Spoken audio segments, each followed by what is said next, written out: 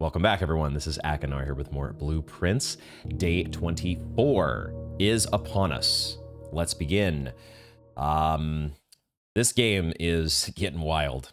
There's so many things to think about, and I'm getting to the point where I really need to try make an extra effort to keep my short-term goals somewhat focused.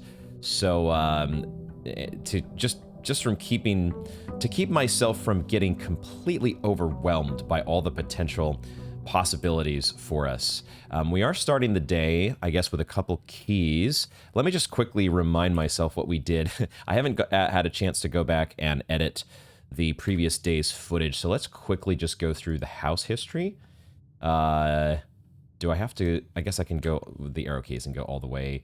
I have to tap them, though. I can't just hold it down, so a little bit of RSI being put into my... Wait a second. Oh, it goes all the way to... Oh, I see. Could I have just done that from the... I'm gonna stay here and look at day 23 first, but apparently you can just go to your house history from the blueprint menu, I think, is what I just learned. Okay, we had a garden hotel on day 23, and that's right, we got to draft the trophy room, as well as there was one other new room that we found, apparently for the first time, which I am neglecting, or I'm not remembering. Oh, the conservatory, there it was. Yeah, that's right. We have now adjusted the rarity. That's the big thing that we did on day 23. We adjusted the rarity of stuff like the workshop. Most importantly, the workshop, I think.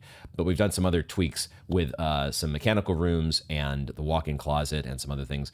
So mechanical rooms are on the agenda, particularly the workshop. We're hoping to make some contraptions in the not too distant future. And we also still have the blessing of the Tinkerer, which I admittedly completely forgot about on day 23. So we'll see if we can take advantage of that today. So why don't we get things started? We also have a key card in addition to 2 keys, because I guess we did get to call it a day in...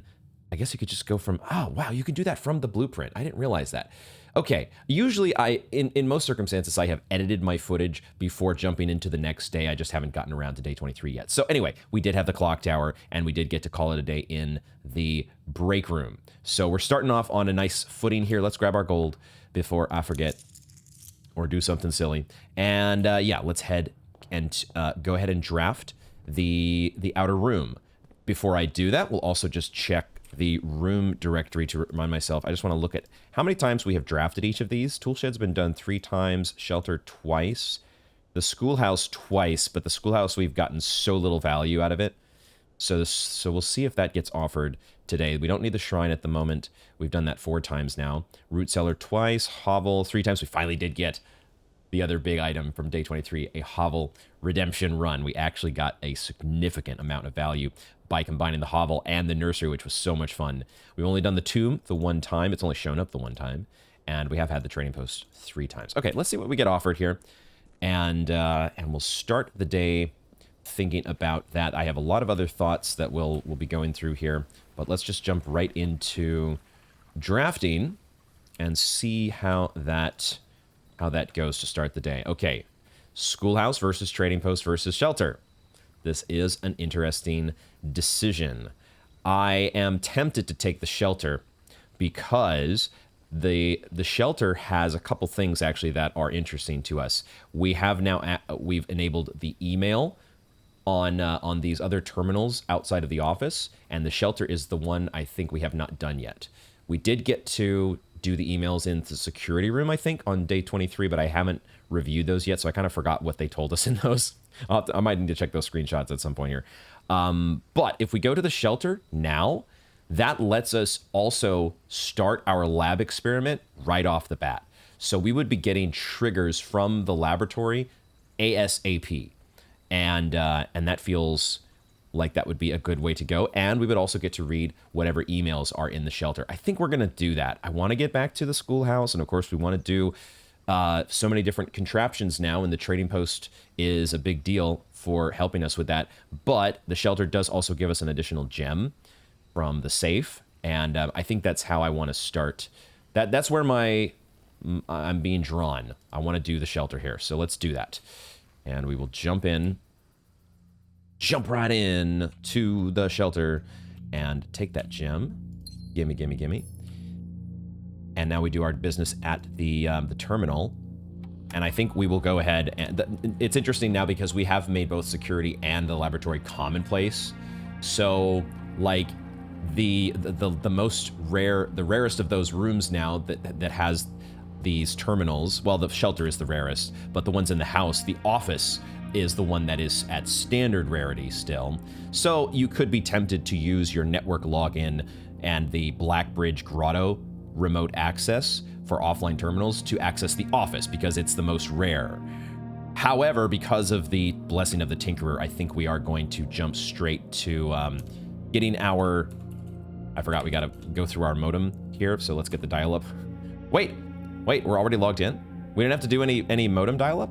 Is that because of the... We had these other settings that we changed in the Blackbridge Grotto that was like staying logged in for a month, but did that apply to this terminal? We haven't been to this terminal yet. Okay, let's go ahead and... Oh, this is where they do the email as well. So we've got several things that we want to do. We want to do staff services, first of all, to make sure... I think I might have forgot. I don't remember if I did a special order for a magnifying glass. So we'll see if we get our hands on one of those today. We will definitely still... at least until we make a contraption with the magnifying glass, then we might rethink what order we're going to do. But we're going to keep special ordering magnifying glass. And then let's do our remote terminal access into the laboratory. I think we're just going to go ahead and use that right now. Connecting. The lab experiments have been, honestly, a bit of a dud recently, but I think that's primarily because of my failure to understand the difference between a drafting room and the actual drawing room and conflating those two things in my mind. And so probably a lot of you have been like yelling at the screen like, you dingus, what are you doing? That's the drawing room. Not, I get these overcomplicated ideas about, oh, it doesn't actually trigger on redraws, and no, it's actually just looking for the drawing room. But we'll see if we can get a fun experiment going here. Let's do the experiment setup. Our effects. Add a small chest to the entrance hall. Gain 3 gold for each red room in your house. That might be what we do because we have the shelter and we want red rooms. The other one is gain a star, which we have not done before in our experiments at least, but accelerating our star progress. I don't know that we want to do that because today, at least, with 16 stars, if we get the observatory, I think we're getting Diamondus Major, which is 5 gems. So I might not... I think we're just doing this one, almost certainly. What are our causes? When you draft a hallway from another hallway, the next 3 times you open a locked trunk, and immediately. Okay, well, immediately is out of the question because that's not going to do anything for us. You could, because of these other 3 are the other 2. I guess it's whenever you draft a hallway from another hallway, but that doesn't seem like that's going to trigger very often, does it? The next 3 times you open a locked trunk, same thing. It feels like we've been getting several of our cause offerings. These past few experiments have felt like they're going to be very infrequent, which is a different story from like whenever you draft a red room, which has felt, I don't know, that's kind of what I was hoping for, right? Like whenever you draft a red room, gain 3 gold for each red room in your house. That would be awesome.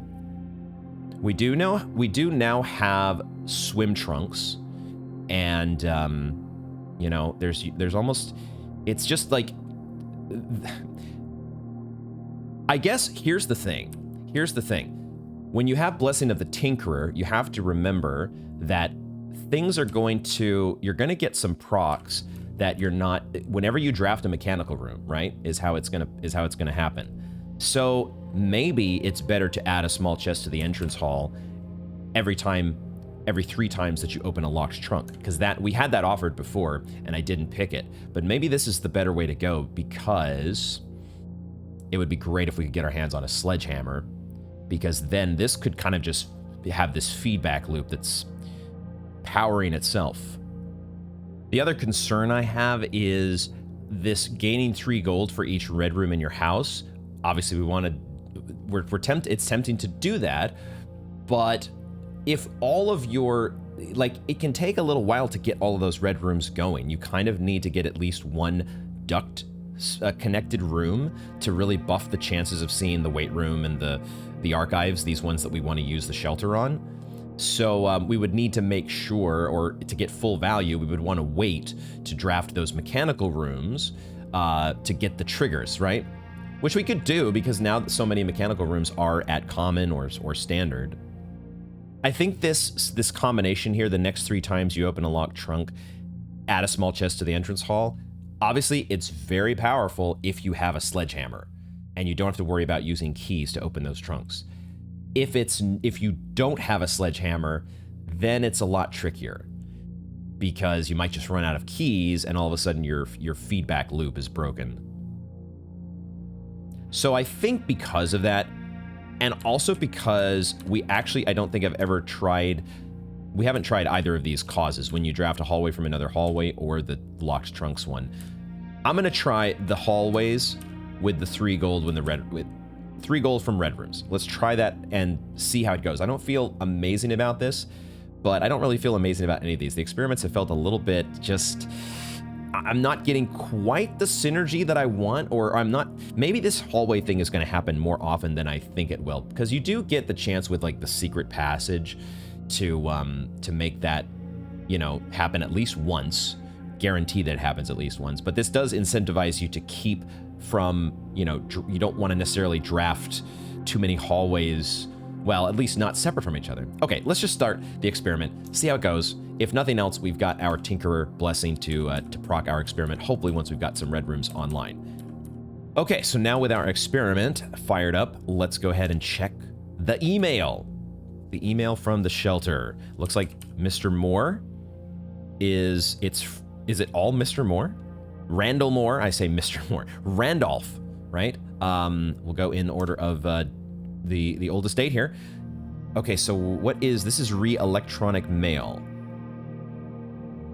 Who is he writing to is the thing that I'm curious about. This is from Randolph, and then there's a to Randolph. It's actually not clear.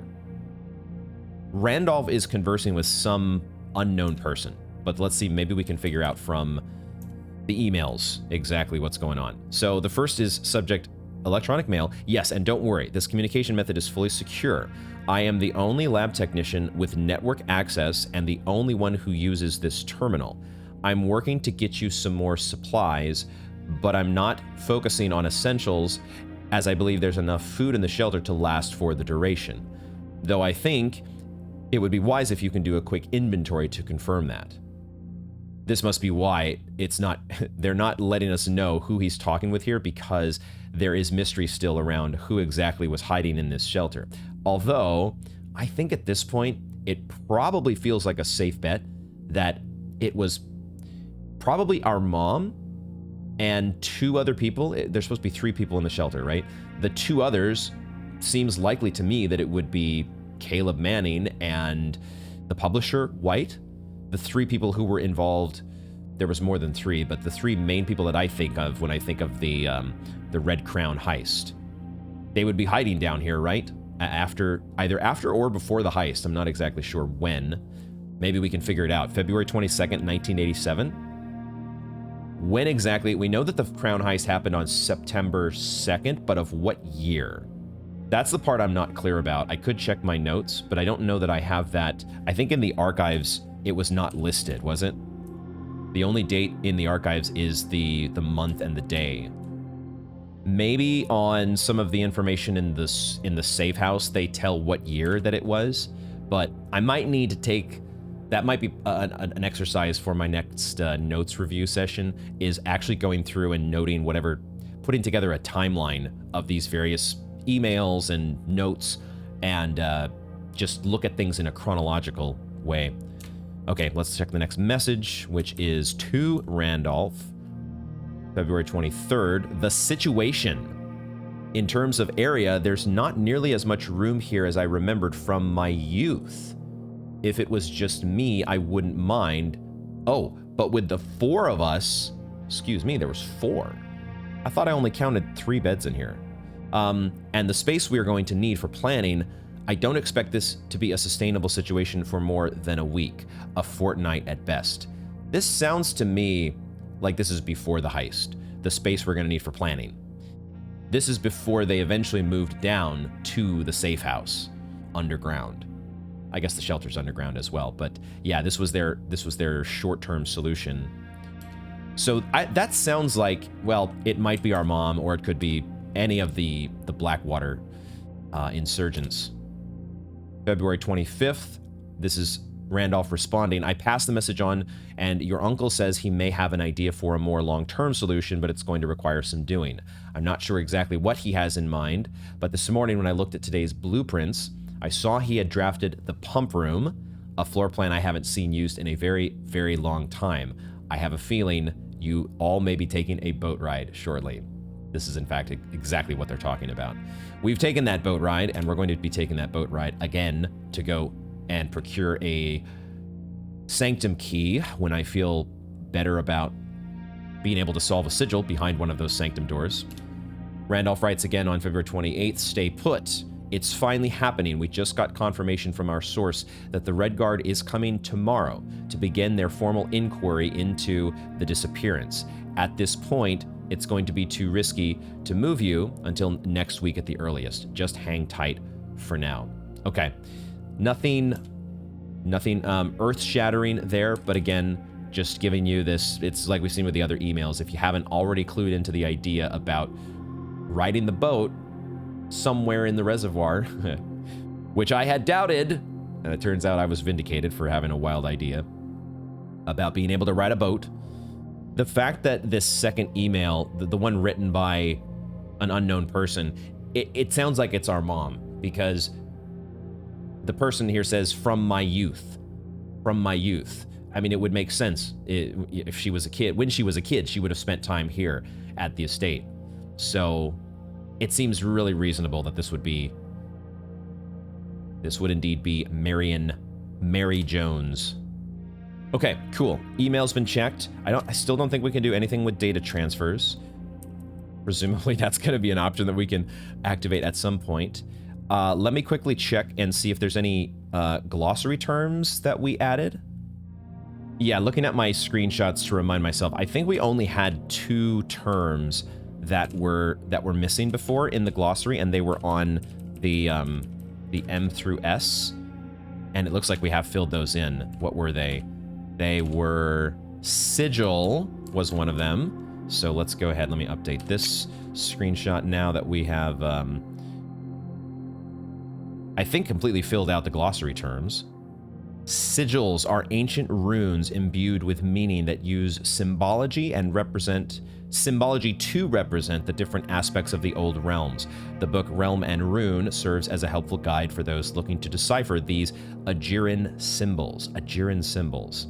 So it feels like that's the overall territory is Ajira, and then you have all these different realms or sub-kingdoms underneath.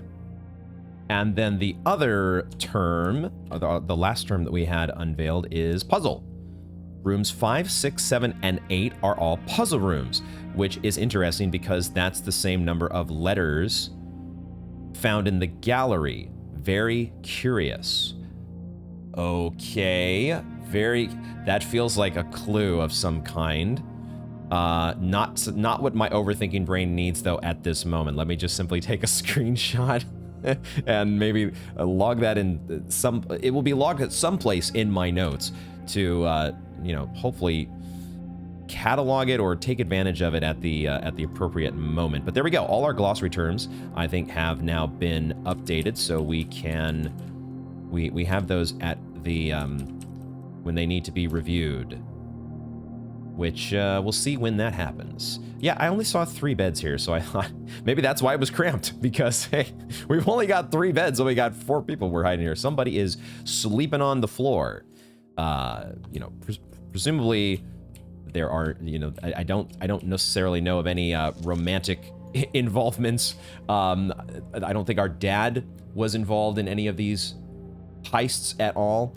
And I don't know of any other romantic entanglements that our mother would have had just yet. Who knows what drama they might or plot twists might be added to our storyline here. Okay, we're this we're still, yeah, it's just, there's so much to digest in this game. There's just so much to digest. We are going to, before we continue drafting, on that same note, I had forgot, we're going to try some more logins at the Black Bridge Grotto, because I forgot the fact that we are Simon Jones. And I think I had tried last time, I had tried something like Sync S, right? Simon Sinclair, but we're not Simon Sinclair. We're Simon Jones. And I wonder if that is the slight change in the length, the normal length of an admin key. Could they have done that? No. What about if they did follow the normal length? Would they have given Joan S? Admin not found. What about Mary Jones? Admin not found. I had some other ideas here. Let me pull up my notes. Item not found, or admin not found. Because our mom does have several different, there's like Marigold, Mara M, admin not found. Like, we could try like the full names of some of these. Marigold M, because there is this, I don't remember where we read it, but the idea has been planted that there's at least one of these admin logins, or maiden name maybe, Epson. There's at least one of these that doesn't follow the first 4 letters of the last name naming convention. Okay, what about Herbert Sinclair? I think I tried Sync H, but I don't think I tried Sinclair H. Admin not found. Okay, I guess the last... The other idea was to maybe use one of her fake passport names. Let me look at the vault. Let me look at those notes real quick here for the vault. There were 3 passports. One of them was Gray Daniels. So let's try both iterations here. Danny G and Daniels G. I feel like they would not give one of these admin keys for a fake name, but what do I know? There was Gene Ribbon. Yo! Gene Ribbon works? Oh my god. We did it, folks. Now that one did follow the first 4 letters convention. Does it actually, though, have any additional access? How do we check that here? How do we check network settings? This is stuff we could access before. User database, I think that's the same as before. But what about admin logs? Is this where we actually now do not have any deleted entries like we did? Where did the deleted entries begin? This is one of them. 2 new admin keys have been added to the network's user database. With P and Rib J. With P. That's not the last. There were 3 passports for our mom. The last one was Samantha Hayes. So we might try logging in with P. With P. We know there's a P in that gallery painting that I haven't figured out yet. Maybe we should try with P. No, it's 6 letters, not 5. Who is with, like, Withers? That's not one I recognize, so I don't know who that's supposed to be. The next one I was going to try here was going to be Kirk Darren, except we know that's a pseudonym, so maybe it wouldn't have worked. But I might still try it here. Okay, we're in, though. We've got these. We've got the new. We have admin access that we did not have previously. So let's. I'm going to start taking screenshots here. I think I had some sound settings that got screwed up, so hopefully I have gotten those ironed out to where you are not hearing my annoying screenshot sound effects anymore. and only I am hearing them. But now we have, look at this. So that previous one was from Randolph, and now with P. All right, Gene and I are successfully logged on now. It could be Caleb Manning or one of the other Blackwater insurgents. And they also had an alias, just like our mom. And so it was another layer of security or safety that they put into the system to obscure who exactly is at work here. That is so, oh my God. How, this game is so cool. The layers that we had to go through, that we had to peel back. You had to find a vault key. I don't remember all the places that vault keys were found now. One of them was the walk-in closet. I think another was the hovel. But you had to find these vault keys, and then you had to draft the vault, and then you had to actually open and check and note the fake name in one of these passports that was for our mom, and then you had to eventually connect the dots here to say, okay, this is one of the things I need to log in with. I had just scribbled down a note on my document that said, well, what about the archives fake, the fake passports in the vault? And sure enough, it worked. Okay, let's see here. So Randolph replies, these admin logs can only be accessed by the Blackbridge terminal, so I advise we use this for sensitive messages and suspend electronic mail moving forward. Jean, our mom, replies, more, as soon as you've got the network address from Manning. So, okay. So she's referring to Manning with his real name. So, with P is somebody else. As soon as you've got the network address from Manning, you can begin those file transfers. We need them ASAP. Copy that, says Randolph. It should be done by the time you and Philip are moved out of the shelter. So Philip Withers, or Witherspoon, I guess that's who with P is. If by Philip you mean Paul, then yes, that timeline can work for us. Okay, so they are dropping the veil a little bit here, sensing, you know, we've got a little bit of security. We can actually say the real name here safely. Paul. Do we know a Paul? Let me check my notes. Ooh, I do have a Paul at least in one place within my notes. There was a Paul Withers. Actually, both Gene Ribbon and Paul Withers checked out the EPCW pump system.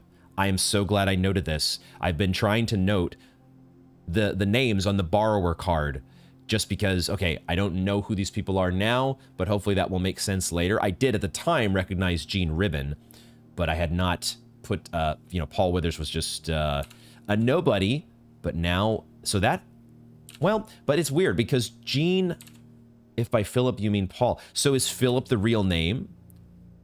Wait a second, was it Philip White?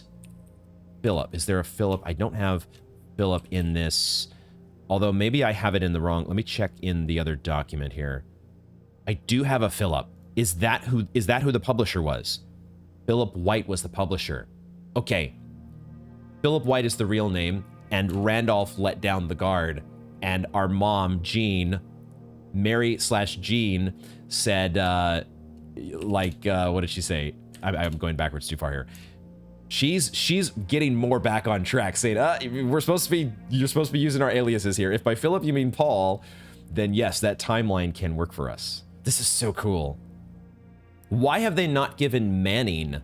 Why is Caleb Manning not using an alias unless Caleb Manning is already an alias? How many layers deep does this thing go? What is going on here?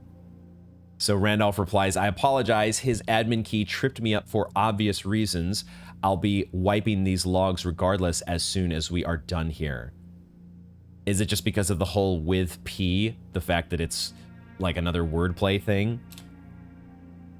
With P chimes in, be at ease, friend. It is of little consequence. Let us know when the transfer is complete. And then there was a data packet 2 days later, transfer from Fierstrom, Iraja. Total file size 14 KB. we are going to need to activate data transfers. Well, can we even do that now with this admin login? But that's this data transfer feature. We're going to have to get something. We're going to have to get our hands on this file.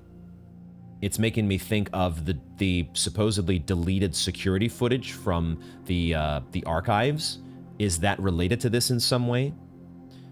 Like they're covering up. Why would it be important to cover up?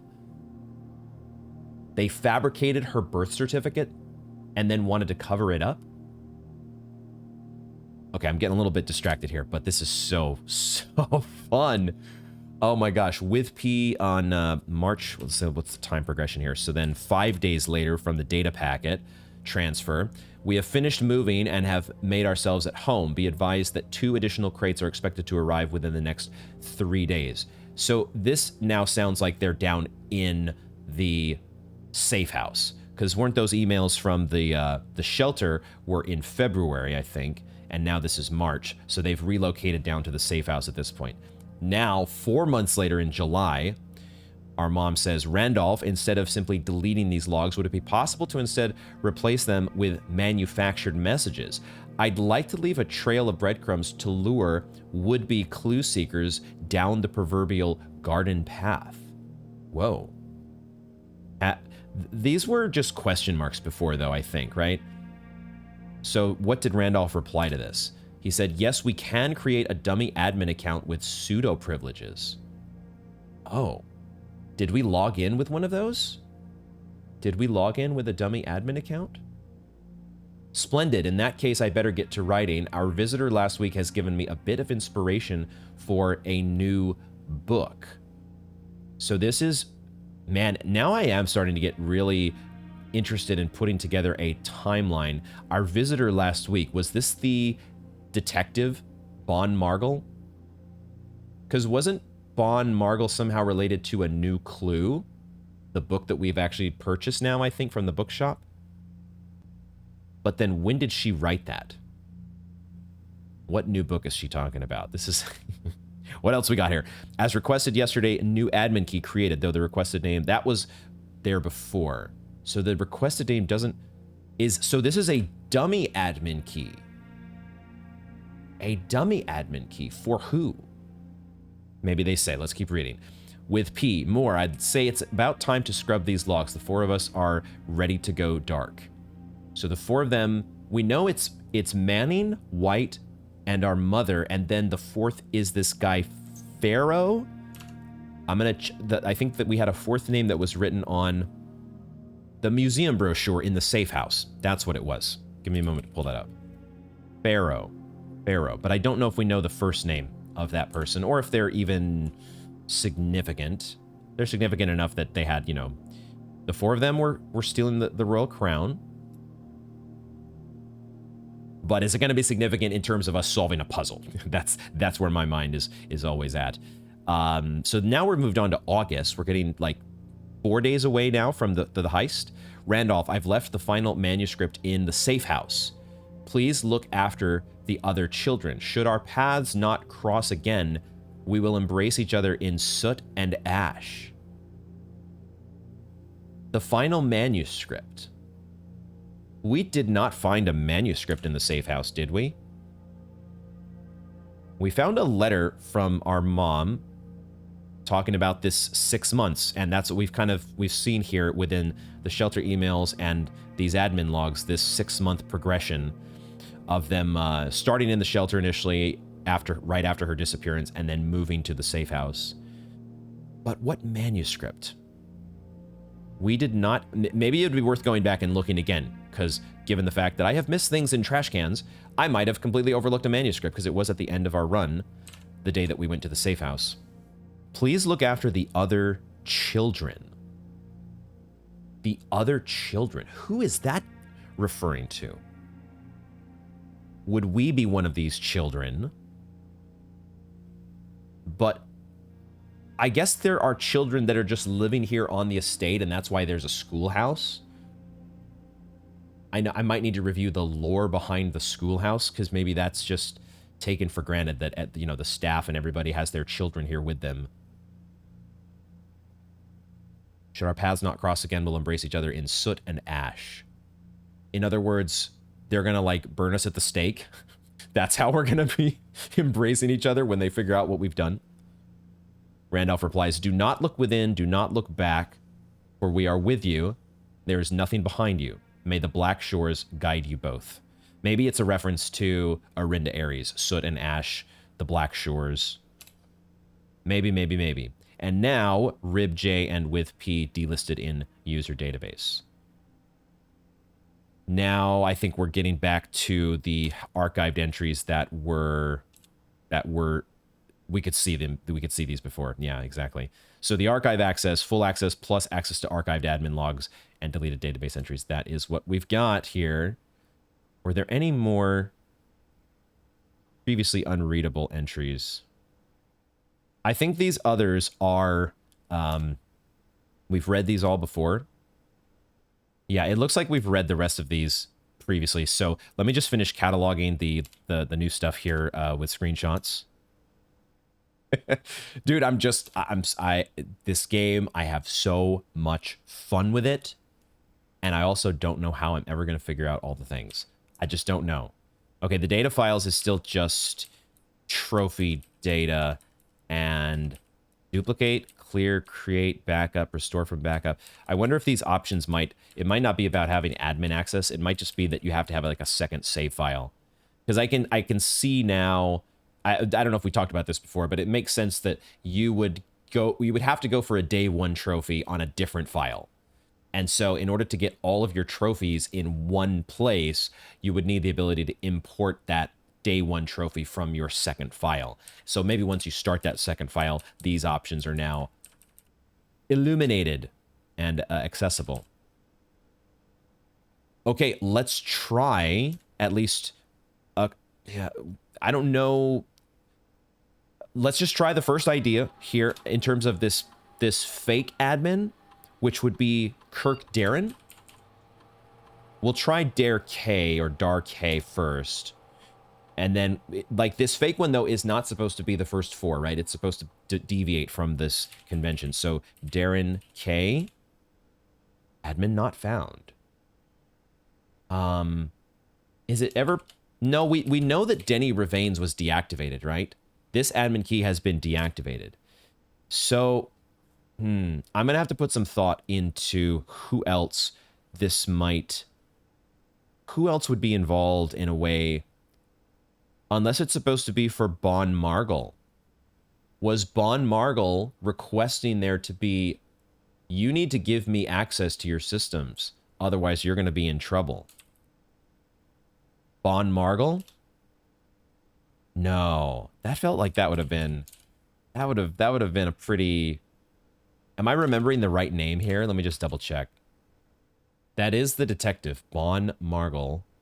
So, I might just have to go through like every single name and think through, like there's going to be at least probably one, who knows how many sessions I'm going to need of going through every single one of my previous notes. How periodically will I have to do that in order to get the proper information? Now maybe there might be nothing more to do with that grotto access terminal. Like maybe we don't need to get this other login, this other admin key. Maybe it's just part of the lore to say we need to create a fake trail here to mislead whoever is trying to track us down, figure out what's going on with us. Okay, let's actually continue our draft. Like, it's, I sometimes think to myself, like, you know, I look over and I see that's like, it's almost an hour into the episode and we haven't even drafted the entrance hall. And I'm like, what is this game? What in the world is going on here? Well, you said you wanted a workshop, huh? You said you wanted a workshop. I think we're going to take the workshop here, even though it doesn't proc our... It procs our Blessing of the Tinkerer by giving us 0 coins because we have 0 red rooms. But I think we go ahead and we just nail down that workshop before we do anything else. And we obviously would never take the Mechanarium or the... Well, maybe there's a world where we take the Geist bedroom if we had the tomb and really get 6 dice, even though it's a dead end at the top of the entrance hall. But a workshop that's going straight into rank 3 feels like a good way to start things. So let's take the workshop, and then we at least will take a look inside. Yes, experiment successful. I got so many coins from that. Aha, I can see there is a sledgehammer. So now, of course, now I wish I could redo my experiment and set the train rolling with our trunks, because of course we would have already gotten one trunk, and that feedback loop would have been off and running. We're gonna grab this. We're gonna grab the sledgehammer though before. The sledgehammer is actually a bit unfortunate, because what we really want to do is we want to make new contraptions, and we've already done what there is to do with the sledgehammer, because we know from the library that, you know, it, I think we'll go to the east first. The sledgehammer only makes the one contraption, and we've done that. Dude, what the heck? Are you serious? A vault?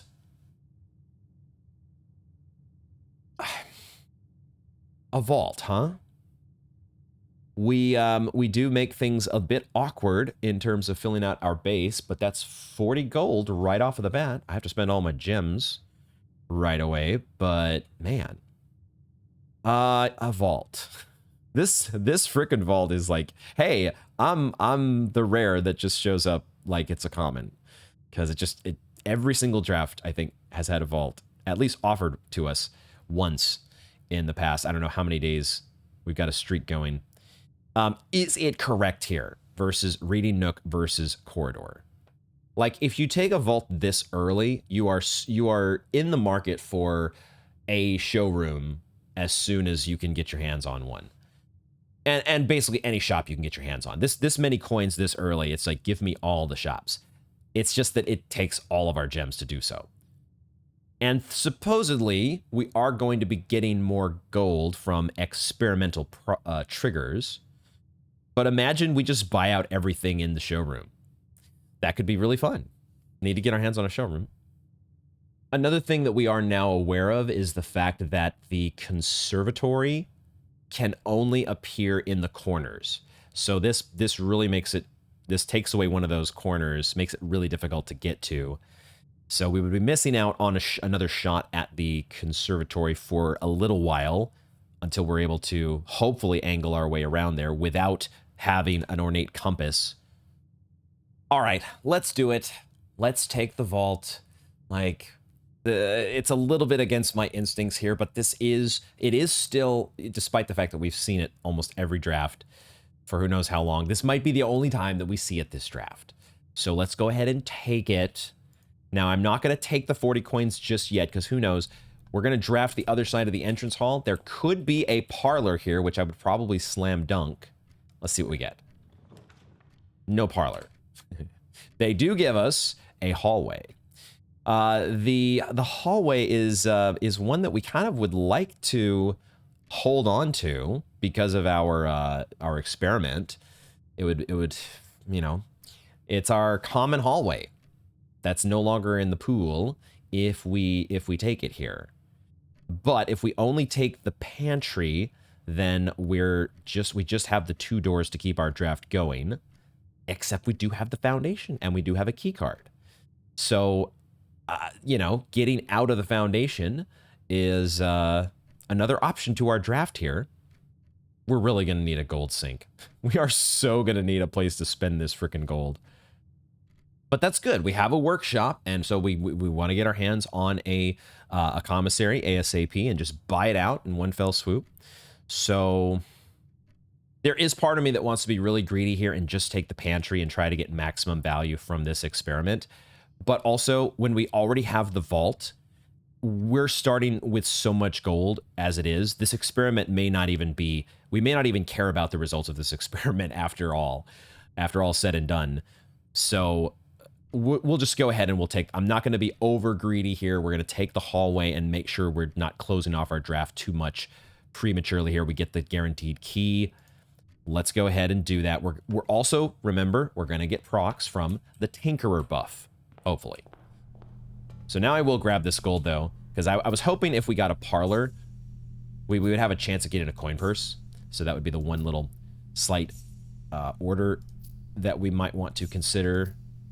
order differential. But for now, we'll take our healthy helping of coins and look for a casino. Get me a casino. Give me a showroom. Give me all these things. All right, we're going to continue drafting through the... Let's draft through the hallway. Pick up our key before we forget. And does the conservatory cost gems? That's maybe what I need to remind myself here. Does the conservatory cost a gem? The conservatory does cost a gem. So before we draft the corner, let's draft over here and see if we can get our hands on a parlor. None of those are a parlor. But I could take the archives. And we have a shelter. So, and it also gets us a red room right away, so that at least we're getting some gold from these experiment procs when they do happen from now on. The archives also starts our potential chain of duct system rooms, which I do want to get going. So I think it's definitely the archives here. And then it's a question of, do I draft the corner from the archives? I kind of want to just draft through the archives and once again try to take a stab at getting a parlor somewhere. Because we need gems, because my greedy ass couldn't resist the vault. It's a slam dunk archives here, and then the only decision is where to draft from next. What I would love to see is going through the rank 3 door in the archives and seeing a weight room. That is what I would really, really love to see. So maybe we just do that next, while just get as many red rooms online first as possible. Let's do that. Let's actually draft through the archives. We'll first check the archives, because there are random items here, more often than I would guess. We could also maybe skim through this book again here. Okay, so these newspaper clippings are from 85 and 86. And then there is one here. Yeah, February 22nd, 87 is when she first went missing from the 100 Bells tea room.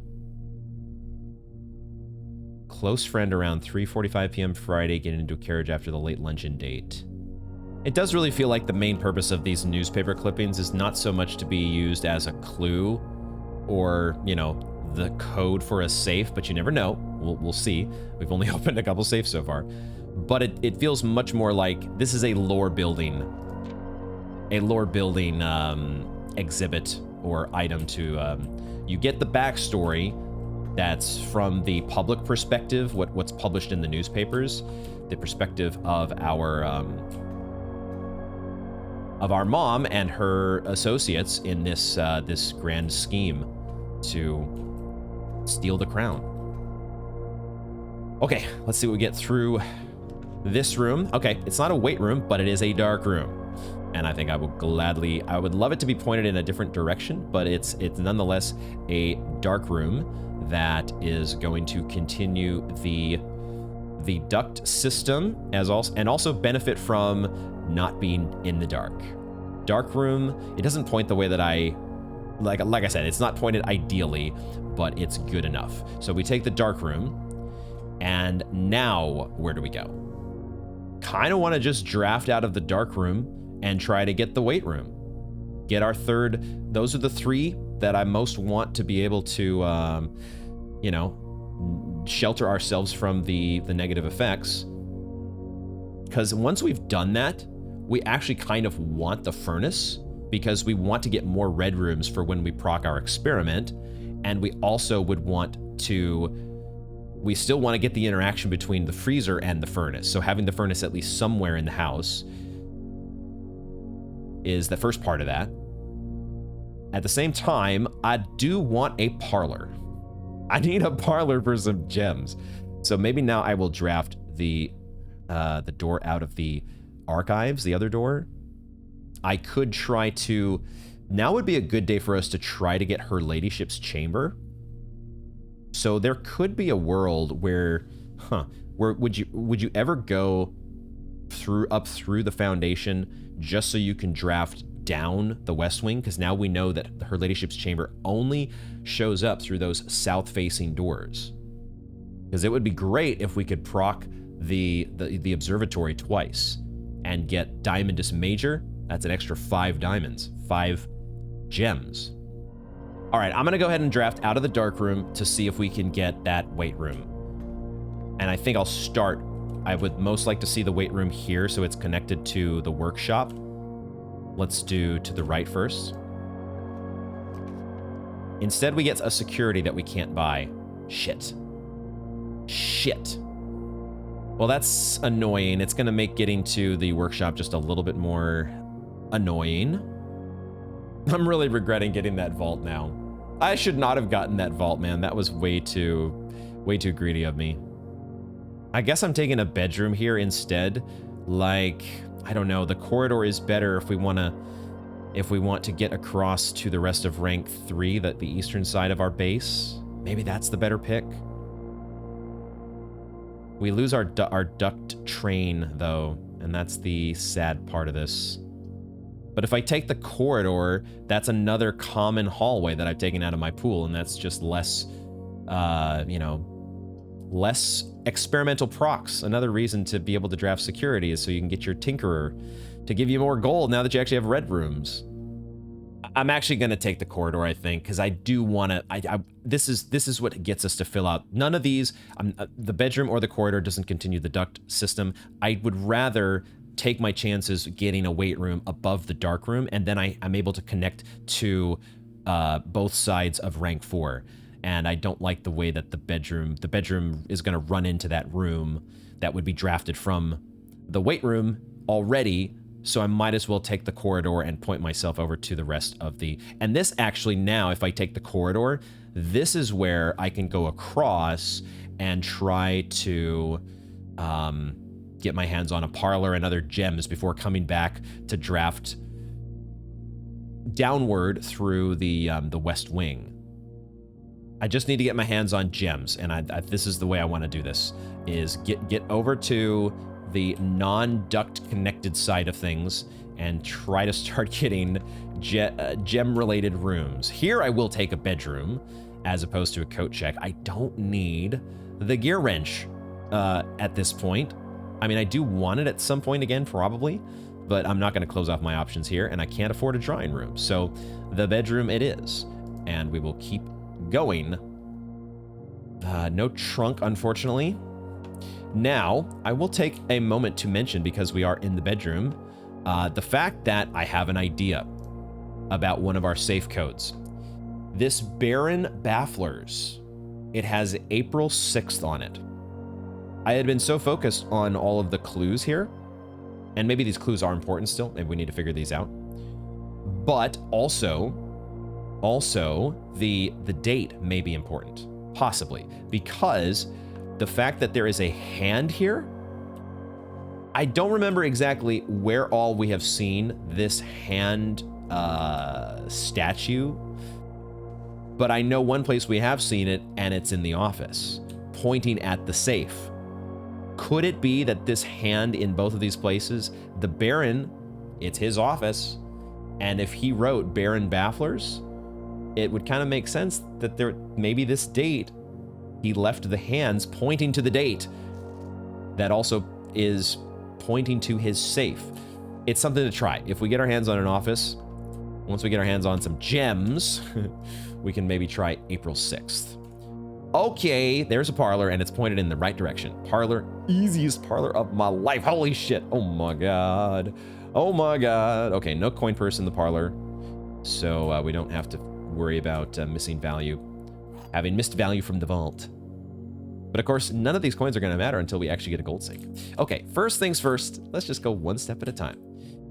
Only one box is true. Maybe that's true, maybe that's not. Only one box contains gems. That is very true. Okay, so we have a true statement there. The gems are in the white box. Okay, we have one true statement. Only one box is true. Well, only one box is true. If we presume, let's see, let's presume that that this is false. If in the case that only one box is true is false, that would mean that the black box would be true. because we already have one true here. This would make the second. So the gems are in the white box would be true, and that would be, it would be in the white box. If we presume that this is true, well, then that's a contradiction, correct? Because we already know this is true. So this can also not be true because the statement itself, it would be a contradiction. So therefore the gems have to be in the white box, correct? The only state that can actually exist is the one in which this one is false, and therefore these are both true. Please give me 3 gems. I don't want to look like a dingus here. One of these days, there's the probabilities are, the law of large numbers states that one of these days I will look like a dingus. It's only a matter of time. Okay, now, holy shit, now I can afford that security room. Let's go. Security, and now we have 6 gold. Proc, because a 6 gold experimental trigger. Okay, things are starting to feel better. I'm starting to feel better about my choices, guys. Starting to feel just slightly better about my choices. It doesn't always work out that way, but we tried it. We try our best to make those things work out. There is one key that I have not picked up somewhere. Huh? Hold on. Did I pick up the key in the hallway? I'm pretty sure I did. Where have I not picked up a key? All right. We'll need to recheck our steps here, because somewhere, maybe the dark room. We've seen before that there are items in the dark room, and I did not examine the dark room at all. That's probably the likely suspect. Dark room seems like that's going to be the spot, because we saw a gem in there before, but you can only see it if the lights are on. Otherwise, we do our keycard shenanigans here, because we have a keycard. We turn everything up to high. Boom. That's taken care of. And now we don't have to do anything else here. We did our special order. All the network login shenanigans have been done. So now we draft downward. And I'll take that walk-in closet if you want to offer it again. Will I also just... Oh, that is a... Oh. Okay. I don't want to take a furnace here. I don't want to take a furnace here. I also don't really... I mean, a laundry room is good, but I was kind of hoping that we could connect it to the boiler room. Do we have to do that, though? Is it just better to take a laundry room here? We're doing this because we've gotten the duct system going over here where security is. We now have ducts connected in 2 different places. So we could still connect the boiler room to the laundry room if we take it here. I am going to remind myself what are the options in the laundry room. This actually might be a perfect laundry room, because what it does is it just gives us infinite gems. And this is our gold sink, right? We don't need to get a showroom. We don't need to get a casino. This is our gold sink, because we just swap gems for coins.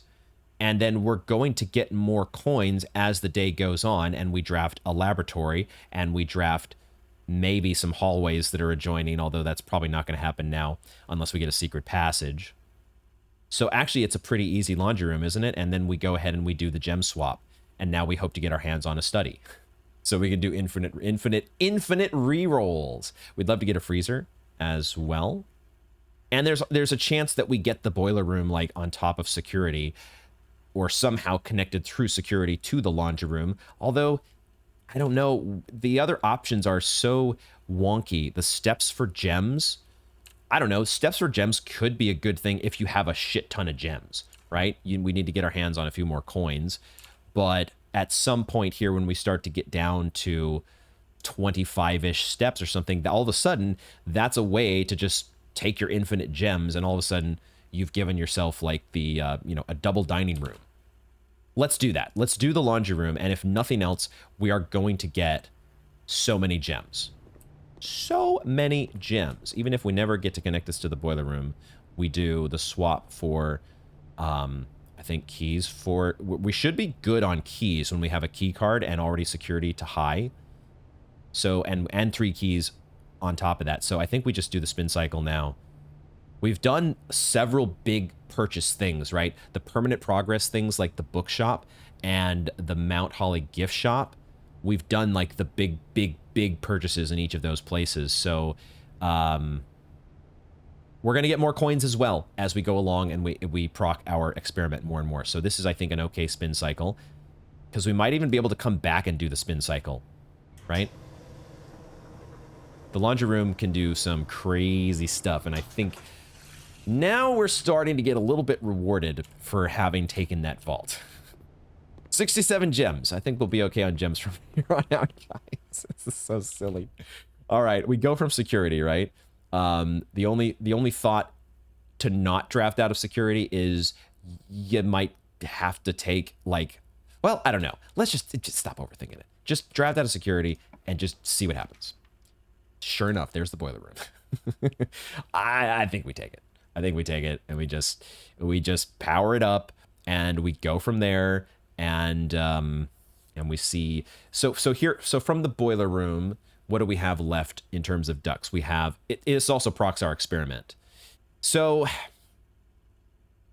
my only little concern is I would love to get the weight room online before I proc any more experiments. So that would have been one reason to go back to the dark room and try to get the weight room over there by the connected to the dark room.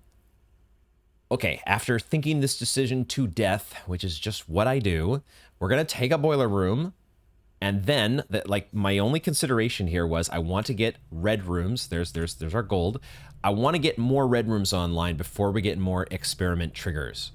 So I don't want to draft through the boiler room just yet, because that means, like, if I want to actually benefit from the boiler room power, I would need to draft like the laboratory or the furnace. One or the other would be the ones that I would take.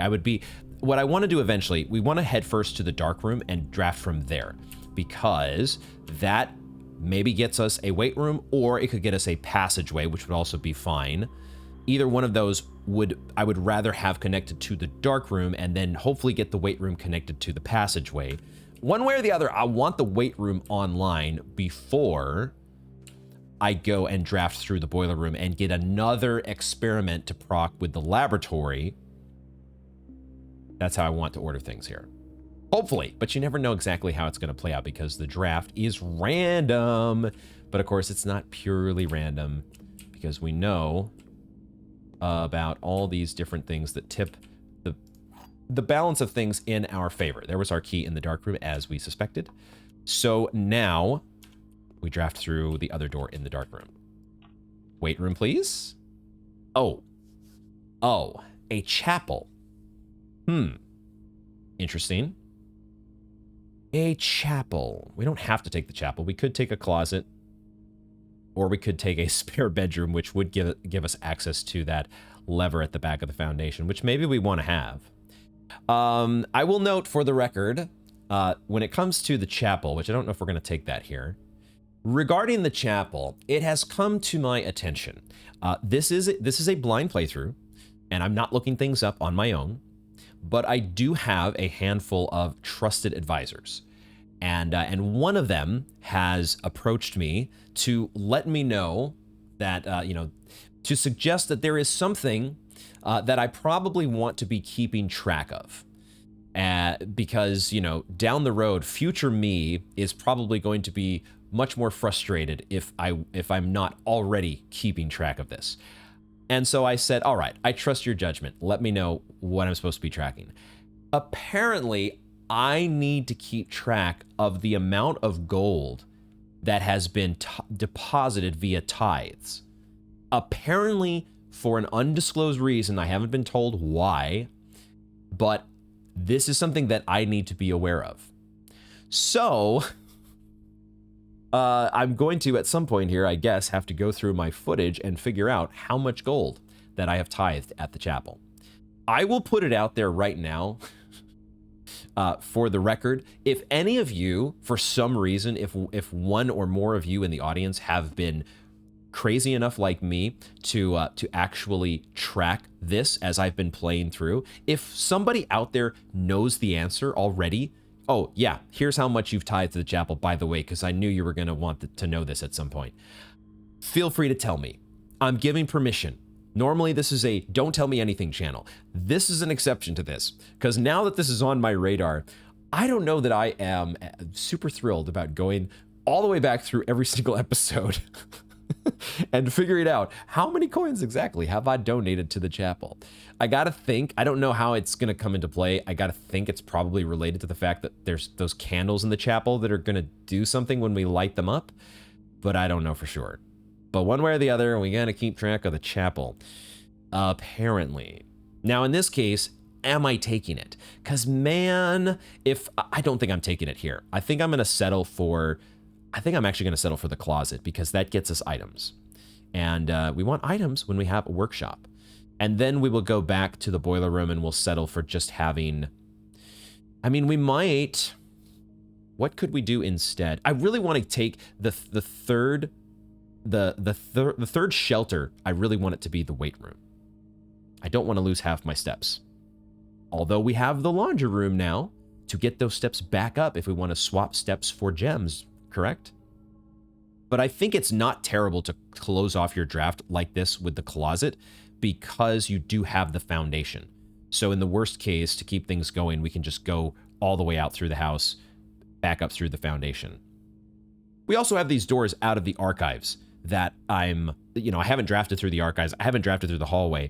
But what my game plan was, I was hoping to get a passageway here and then connect the passageway to a West Wing hall. That would get me another proc for my experiment, and then I could also draft down the West Wing to hopefully get Her Ladyship's chamber. Maybe that's a pipe dream that I shouldn't be shooting for, but those are the kind of interactions that I'm thinking about and overthinking about to death. Okay, let's take the closet. It could get us a die as well, which I would like to have at least one die here at some point. And we do. We get a die, and we get a key. We have the ability to swap keys for dice. That's another option in our laundry room when it is powered by the boiler room. But I don't think I want to do that just yet. If anything, the idea of swapping steps for gems at some point, because, I mean, unless we have a freezer, we don't need frickin' 66 gems. So that feels like the way to go, is we spend some steps here and we get down to maybe, I don't know, 25, 30 steps, and then you do the swap for gems. Now that we have a die, though, let's go ahead and head back to the boiler room so we can hopefully get a laboratory. I don't want to dead end myself with a furnace at the boiler room, so if that's my only like duct option, hopefully we can we might just spend a reroll there and hopefully get a laboratory to keep us going, because now I do want to get a weight room. Even though we just, we could get our steps back up after, I'm just keep drafting. I feel like sometimes I want to explain my reasoning. I want to be open and upfront about my reasoning, but I also notice that I repeat that reasoning sometimes. And I don't want to bore y'all to death. I don't want to do that. I probably have done it. I probably have been guilty of it. It's not my aim. It's not something that I intend to do, but it is something that happens, I think. But in any case, we will definitely redirect the power to the right and draft before we think about going back to the laundry room to do anything. Right? Let's see if we can get a laboratory. None?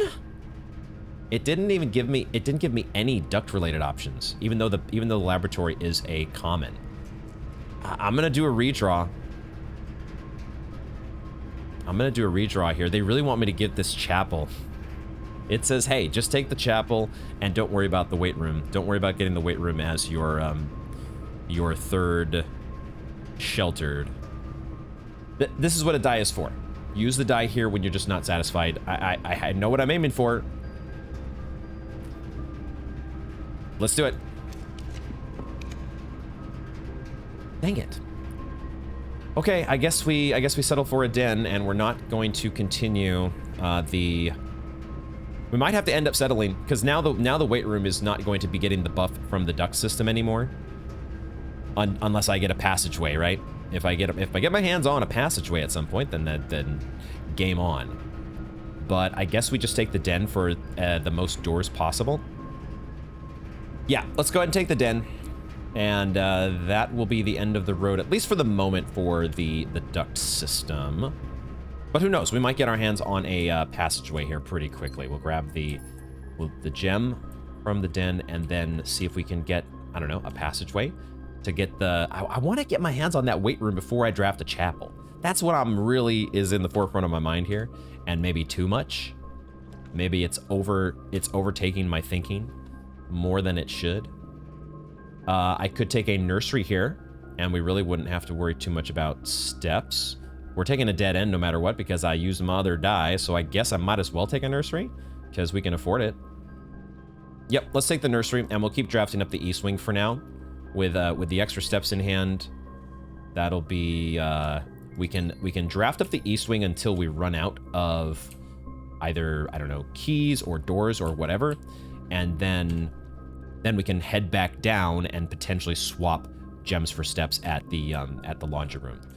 We'll see how that goes, but let's keep drafting in this direction for the moment. There's an observatory. Now, the observatory, when you have 67 gems already, isn't nearly as exciting, so I might just settle for taking the courtyard here.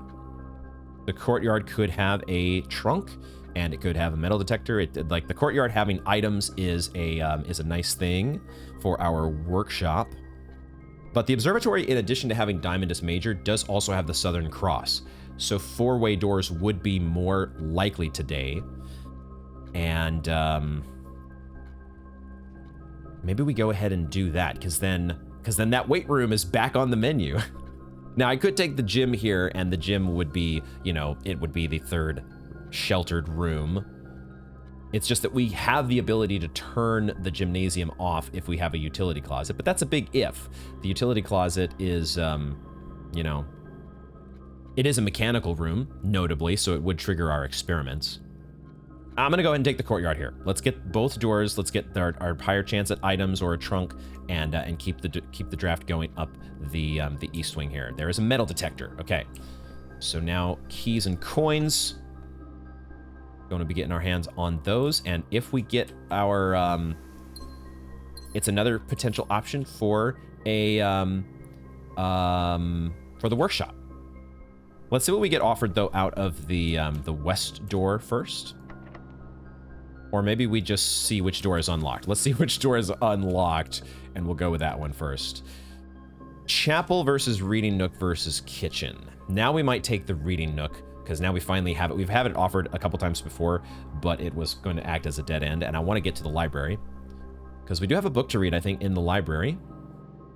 Maybe we do just take the chapel, though, as that third red room, now that getting a weight room could happen, but it's going to be a lot less likely without the help of the duct system. In this case, though, I will take the reading nook. I'm going to still keep holding out hope that we can get our hands eventually on a weight room, and also I think this is an okay-ish spot to put the nook. It's just that if the library doesn't point in the right direction, then we're not going to be getting up the rest of the east wing, or at least not as easily. But one way or another, the library is going to be able, we're going to be able to draft a room from the library, and that's the important part. So let's take our reading nook. Let's do it. And we get the additional, we get the key as well. And I think we go ahead and we see what we get from the library now. Now, they do offer us the mechanarium. At this point, we only have, this would be our fourth mechanical room. So this would be the same, I think, as when we first drafted it. We were able to open 3 doors plus the 1 door that we know has an antechamber lever. Man, this chapel is showing up like crazy. Also, the library is pointing upward, which is great. So that's perfect.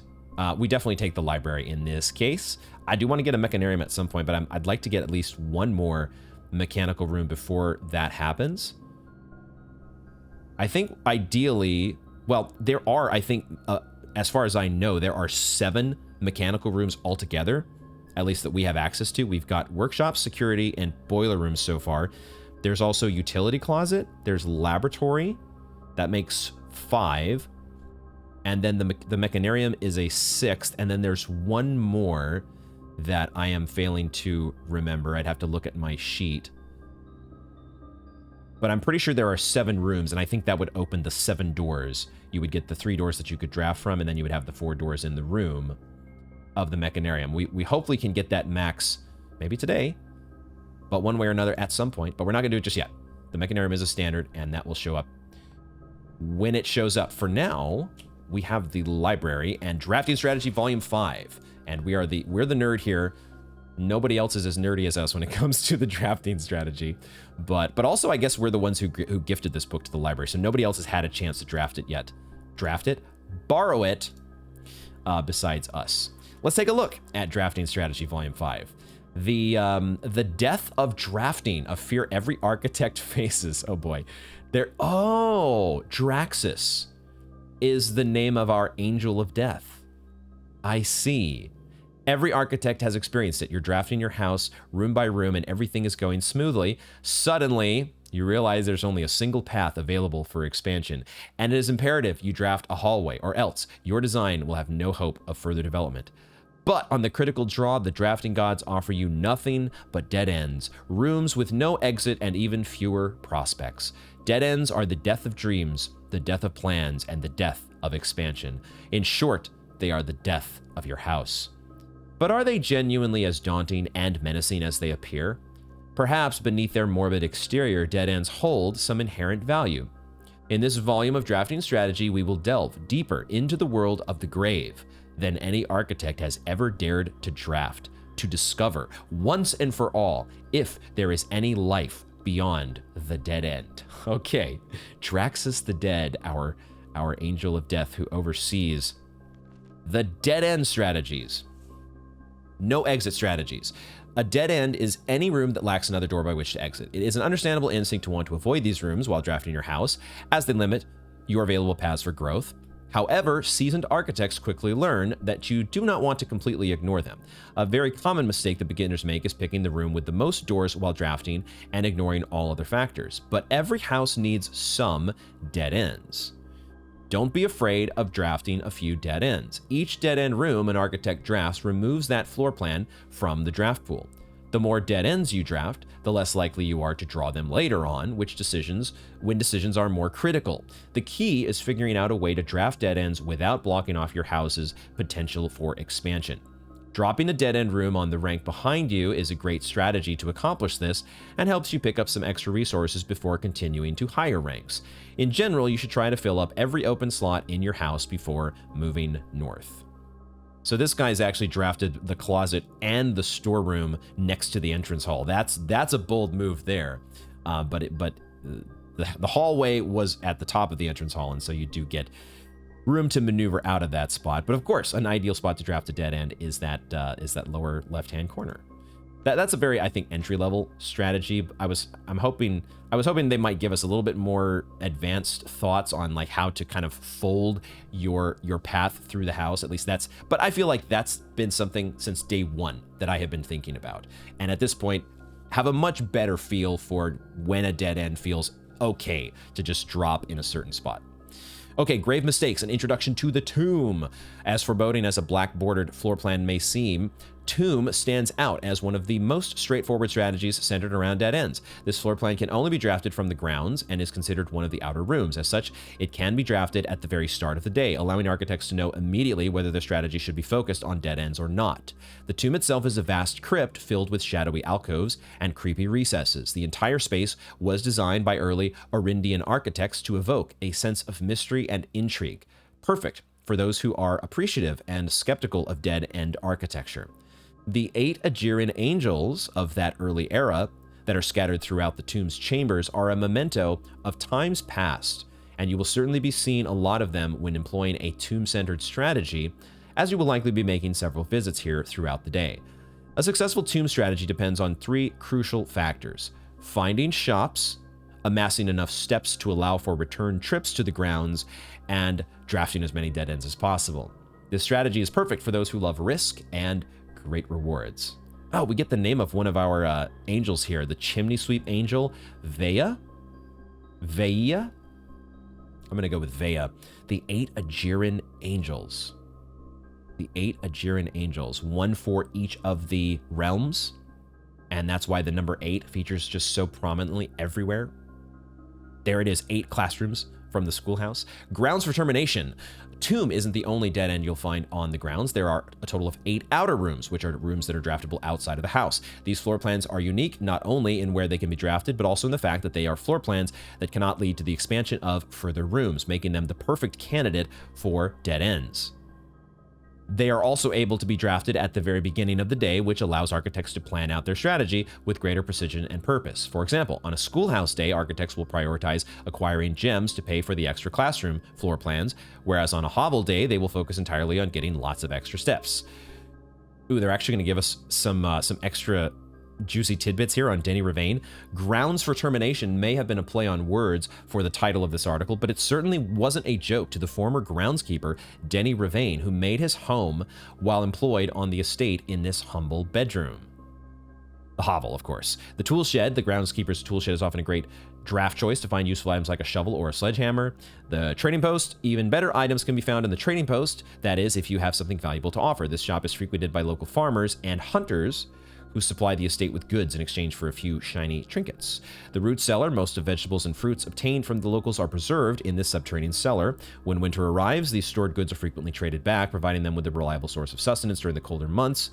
And the shelter, which we have today. Even further underground provisions are also stored in the estate's bomb shelter. The purpose of this, of course, like the root cellar, is preservation. However, in this case, it's the preservation of people rather than food against fallout, radiation, and red rooms, those dreaded red rooms. Oh, they're giving us all the shrine blessings here. And of course, I should have guessed. There are 8. Wow. An introduction to the shrine. Enshrined ideals.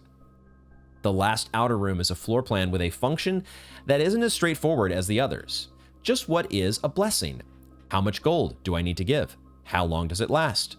The shrine is a space of reverence, a mystical cavern filled with the glow of candlelight.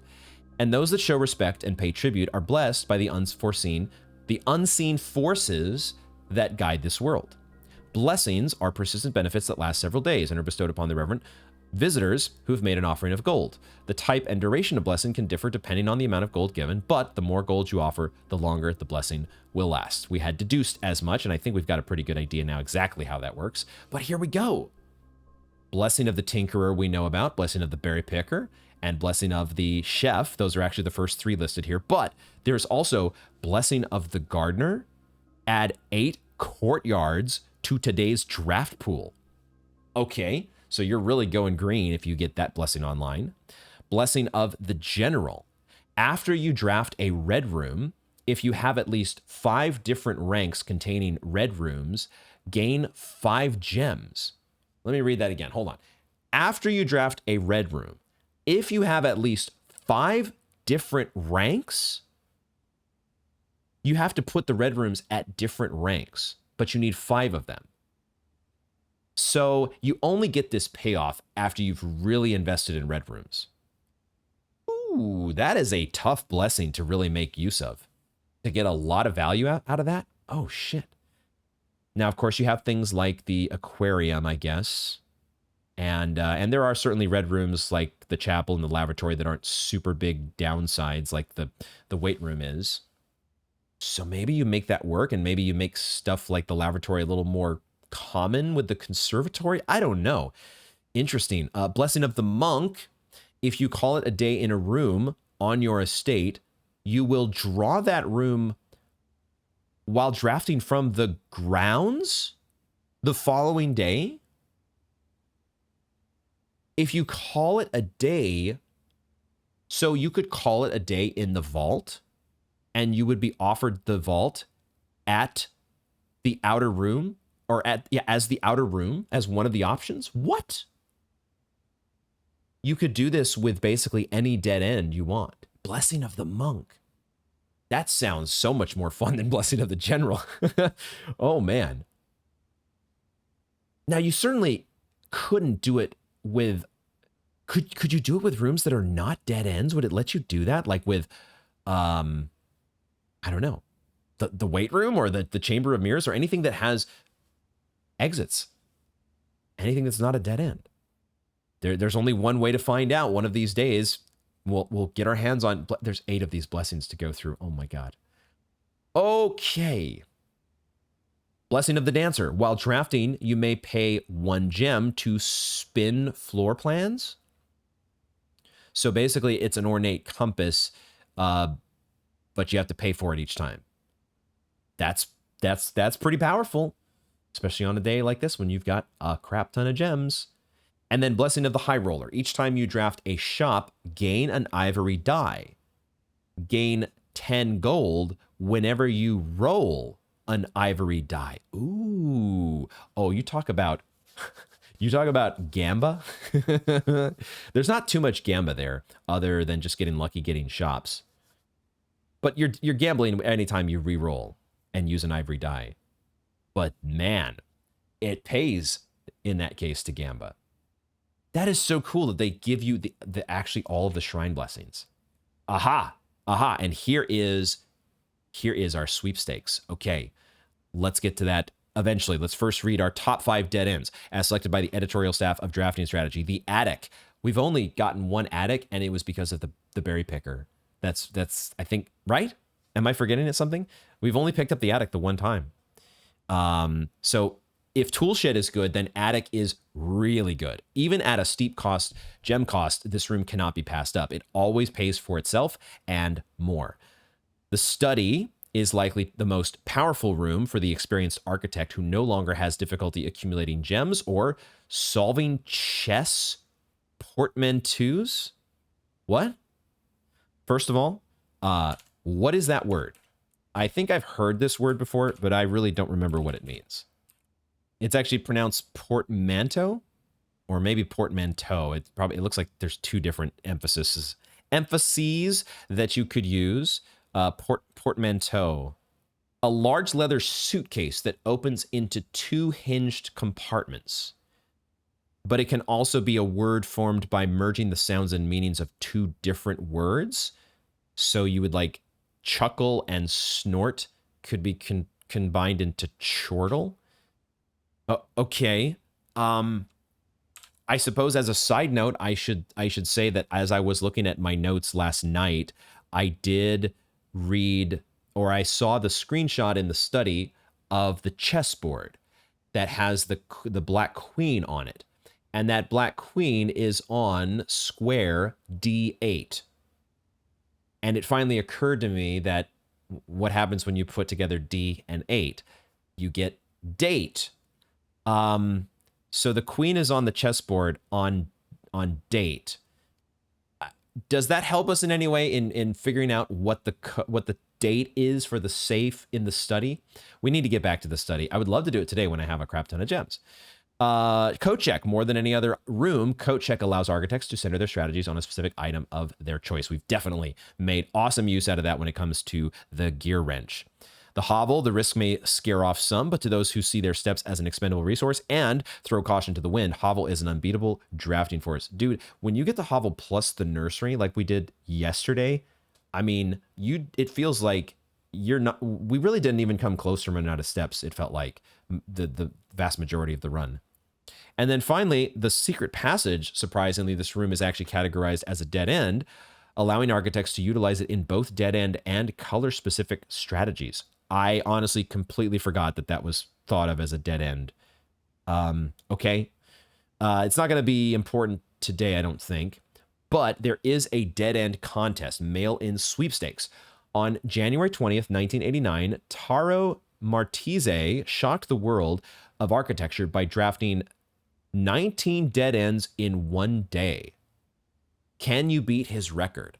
Draft 20 or more dead ends in a single day, and you could win 200 gold and the trophy of sweepstakes. So this is the trophy to win the drafting strategy contest, right? And you get 200 gold as a result. I mean, hopefully you can spend that gold on the day that you get it. Now, there is some fine print at the bottom, which I think we're maybe supposed to read with the magnifying glass, but I think I can read it. Eligibility: the Dead End Contest Sweepstakes is open to legal residents of Fen Aries who are at least 12 years of age at the time of entry. Employees of Drafting Strategy, its affiliates, subsidiaries, advertising and promotion agencies, and their immediate family members and or living in the same household of each are not eligible to participate in the sweepstakes. Entry to enter the sweepstakes, players must draft rooms in a single home in a single house during a single day. Any number of rooms may be drafted, but only dead end rooms drafted during that day will be counted toward the dead end tally. And if the dead end tally exceeds the current record 19, participant is considered a winner. Prize, the cash prize has an approximate shop value equal to 200 gold paid out to the winner of sweepstakes in a check equal to the prize amount. The trophy of sweepstakes has an approximate shop value of 50 gold. Please note the trophy is not composed of real gold, but features a gold-like coating for decorative purposes only. It's still worth 50 gold on its own.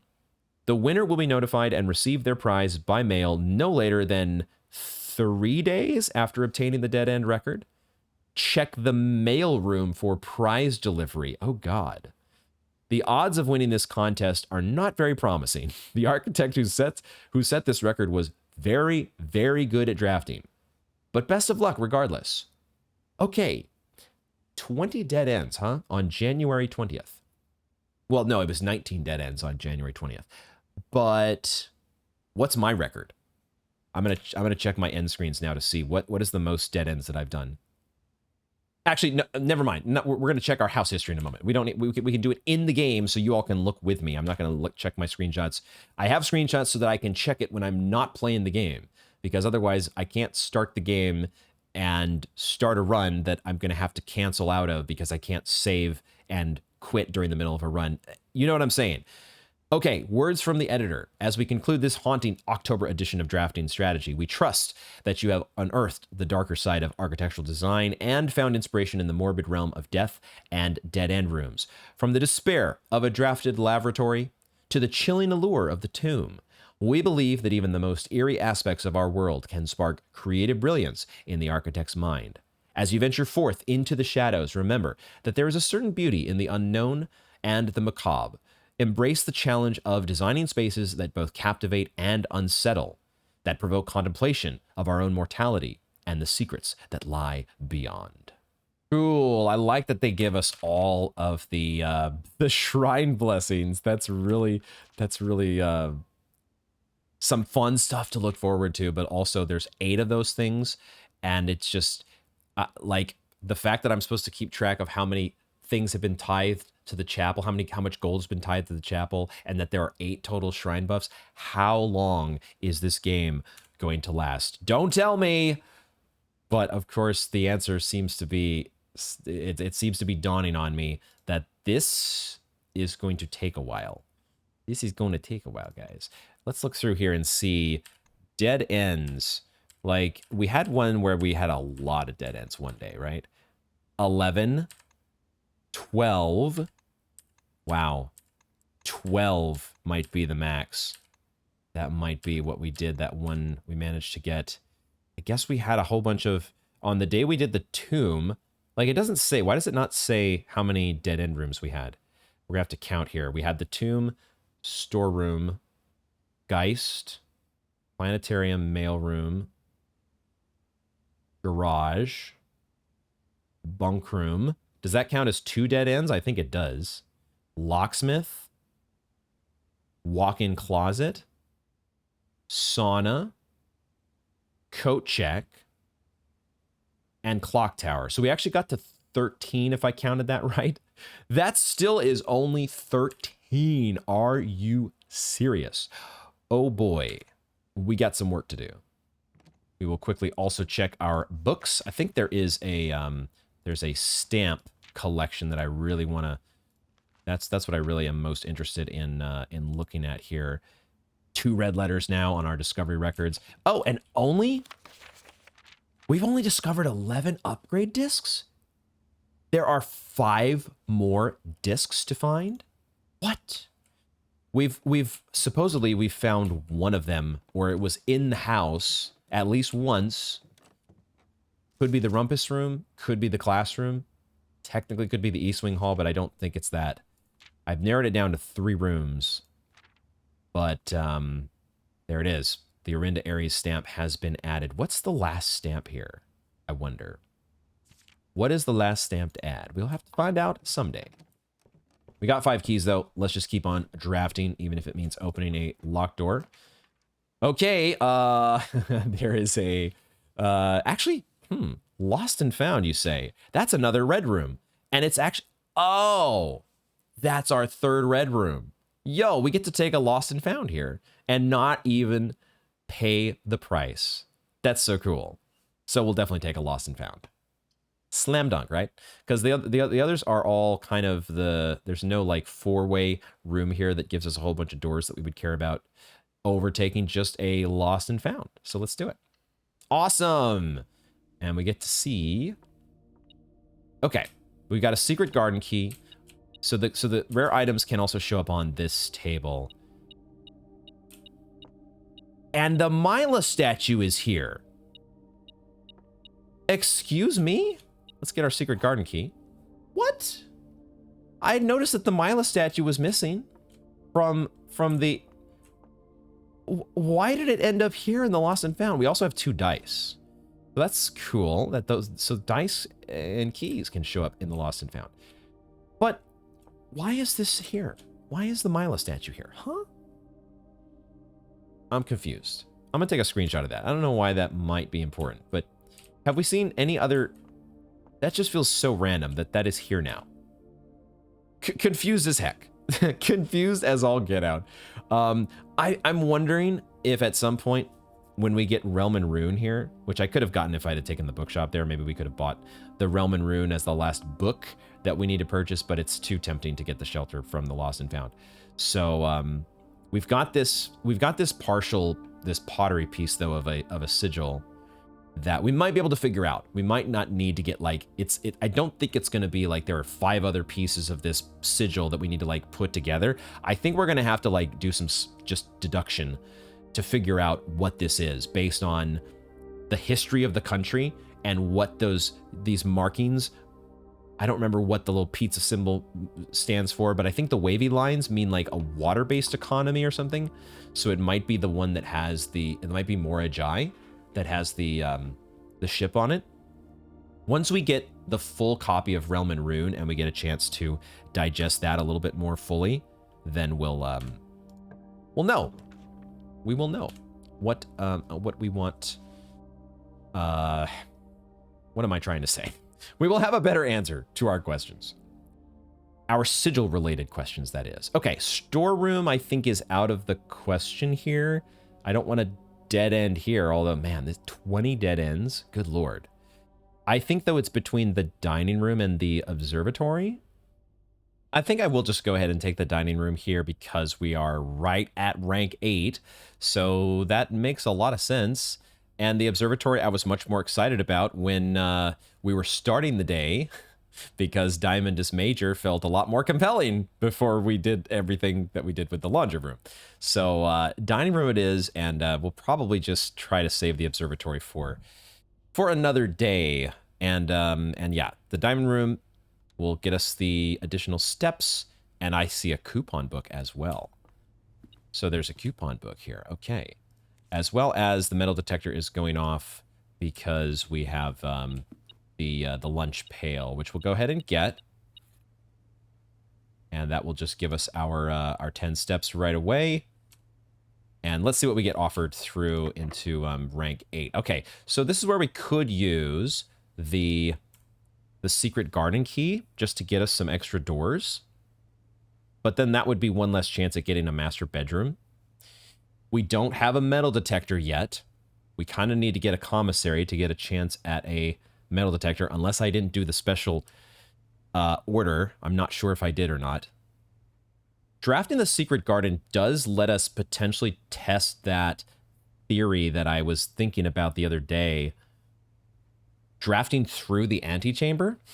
Like, if we don't get the rooms to connect just the way we want them here, like, we could maybe, if the game will let me draft through the antechamber over to the other side of rank 9, that could be a fun thing to try. Let's actually go ahead and do that. Let's get, it is one less chance at a It's one less chance at a master bedroom, but the master bedroom is still rare, correct? It's at least unusual. But I think this is a good chance for us to get use of the secret garden key.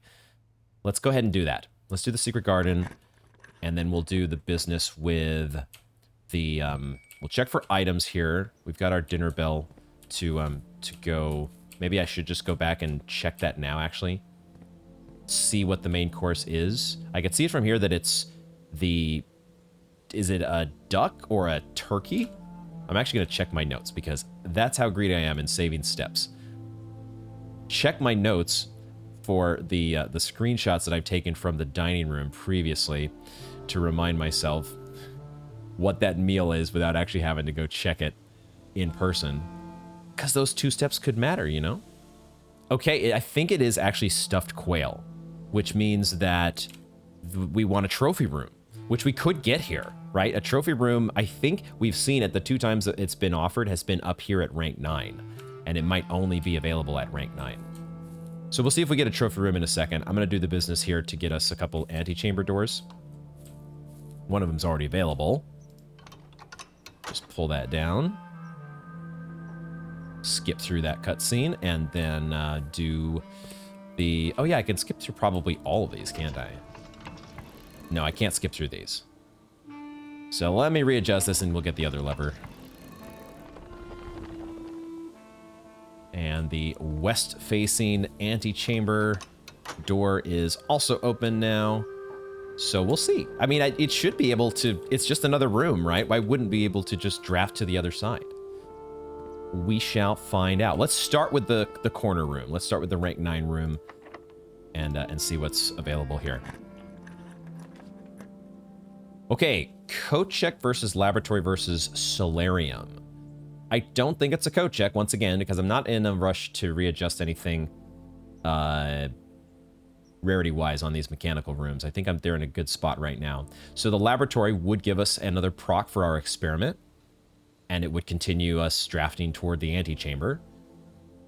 On the other hand, the solarium does the solarium thing and puts a lot more unusual and rare rooms in the draft pool. But then the laboratory becomes more unlikely to get procs for our experiments, so At the same time, we don't even have another shop at the moment, so there's no way for us to spend our coins just yet. Other than to go back to the laundry room and do more crap there. Getting these green rooms without the associated green room synergy rooms, like the terrace and the veranda, does feel a bit bad. These green rooms really want to work in conjunction with each other. So I think I will just take the laboratory and go ahead and check another mechanical room off our list, get another set of coins, 9 coins, plus another room counted toward an eventual mechanarium. So I think that feels pretty good.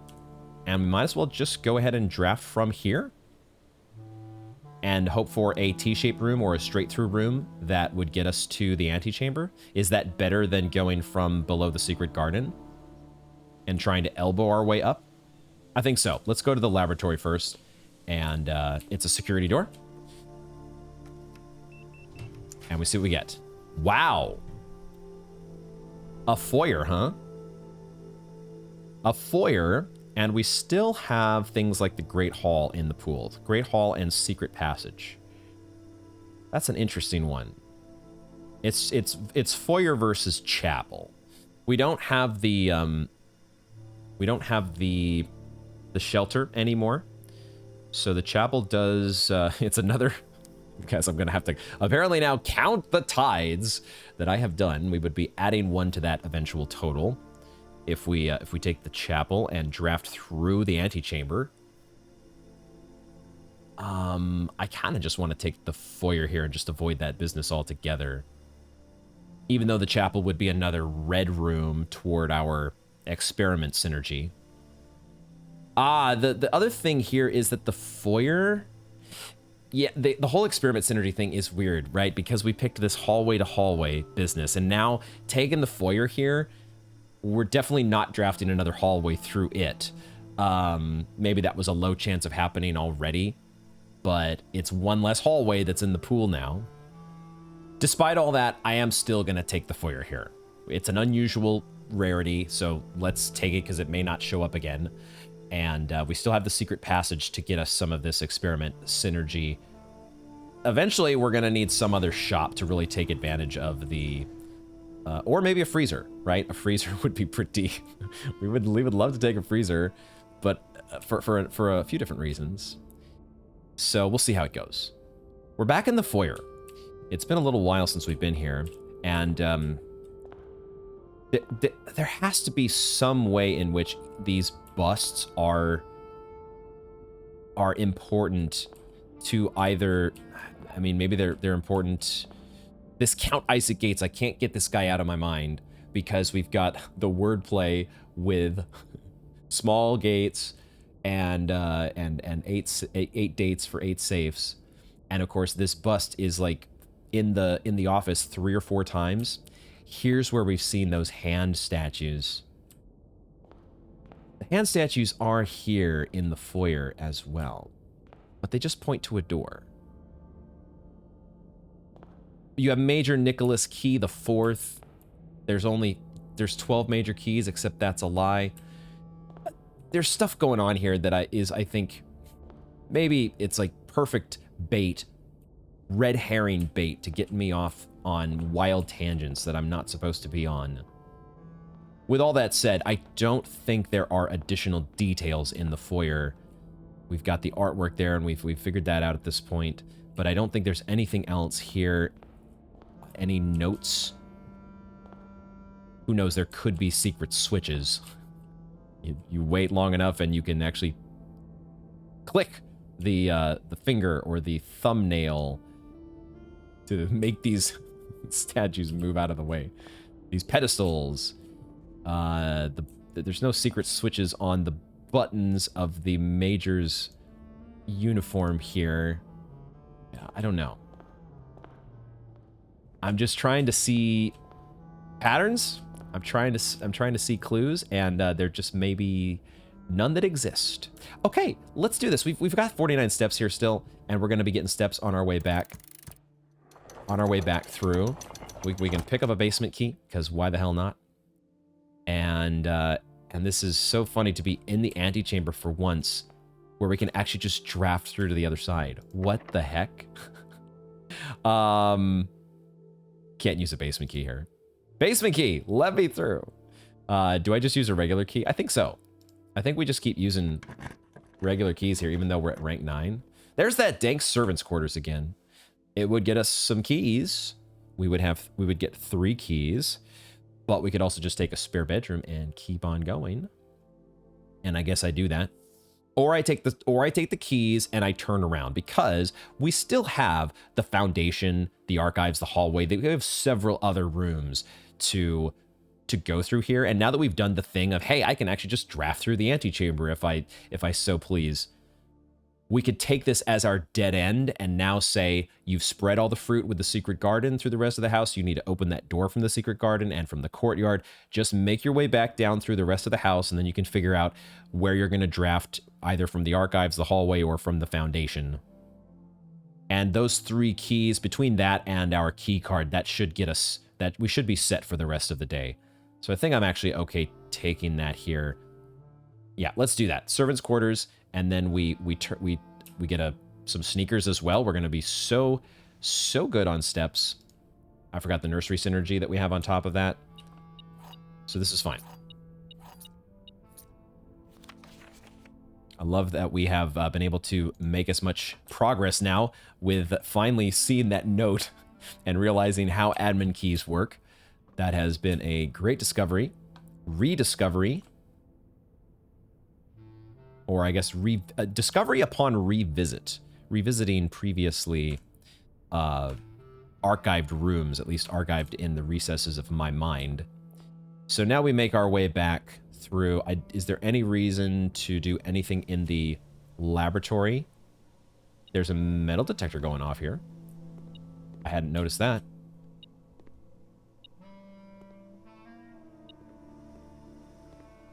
Coins or a key somewhere.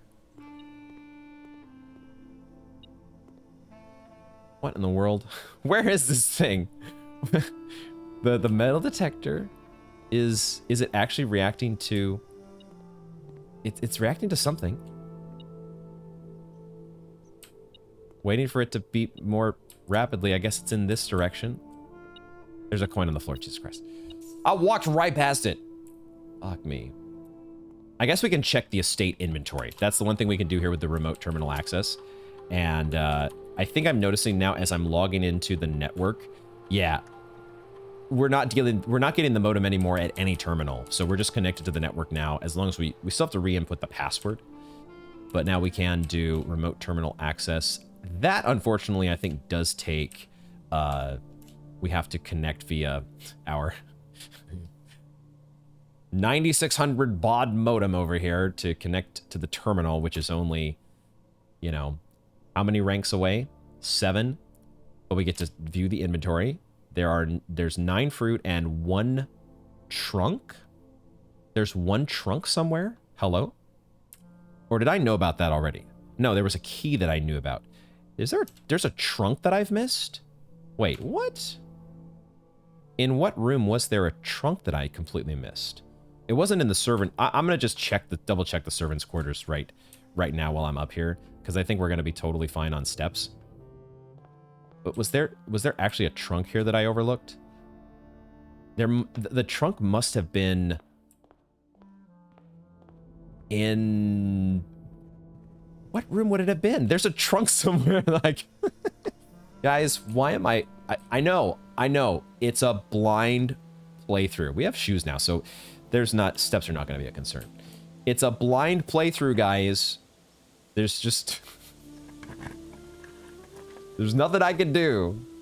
All right, do we want to test our theory with the office? Is now the time to test it out. We're sort of giving ourselves a dead end here, and we can just spread coins as well, because we have a metal detector. We could run payroll if we wanted to, now that I think it is finally a new week. I think there was one I think I did miss on a previous day. I had run payroll, but I forgot that we had both a servant's quarters and a maid's chamber, and I only got the coins from the maid's chamber. I don't remember if it mattered, but I remember reviewing my footage and seeing that, oh, there was a servant's quarters that also, it gets distributed to both of them. So, so the office now could be, we could just throw this in here. I kind of want to test my theory. I kind of want to do it. We have 2 dice already. Let's just take the office, because if nothing else, it lets me test the Baron's bafflers right now. And that's one thing, maybe one more thing that we can just check off our list permanently. Sir Isaac, no, not Sir, Count Isaac Gates once more needs to scoot on upward. This suspicious hand here. I would so love this to be related to Baron's bafflers. It's a 4-digit date, just like the small gate. 0406. Shit! God damn it. Okay, that doesn't work. March of the Count. Did I try this previously? I must have done something like this. But if we count the number of gates in this room, the number of Count Isaac gates, there's, whether it's small or large, there's 1. I did this before, right? 2, obviously, the big one here. That's a JR Yena. 3, I think there's 4, right? We did this. We did March 4th. Because there's 4 of these statues. 1, 2, 3. There's 3 small and one large. I did this. And so this is, you know, I'm trying things that I've tried before, which means I really don't know what I'm doing. 0303. I've tried all these. No.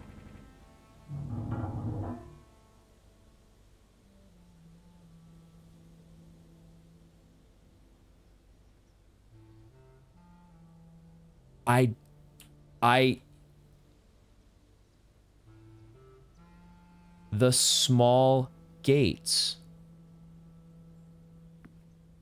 That was the mistake I made, is I really did not take the clue 100% literally, and just, there's a large gates, but I wasn't supposed to count him. I was only supposed to count the small gates. So if I count the small gates, I have 3. And then if I do the march of the count, that's 3, 3.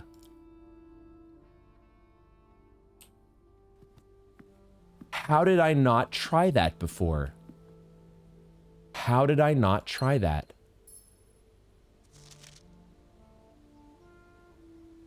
This is red letter number 8, but it's sideways. How did I not try that? So is this red letter infinity or red letter 8? Don't tell me. Supposedly, we're only ever going to be able to read 7 of these. And our buddy Alzara has gone AWOL because we haven't gotten the Rumpus Room in forever, and that could be one of those places where there's an upgrade disc. What is this game? The letter is dated March 3rd. March of the Count. God damn it. Dear Mr. Sinclair, thank you for promptly answering all our demands, not involving the police, and allowing this unfortunate transaction to transpire as smoothly as one could hope. And while I'm guessing you had hoped to never hear from us again once we had given you back the envelopes, we felt that one final red letter of our own was merited given the circumstances. Hopefully you will not be as careless with this missive as you were with the others. What? Correspondence this incriminating should be kept in safes, not desk drawers.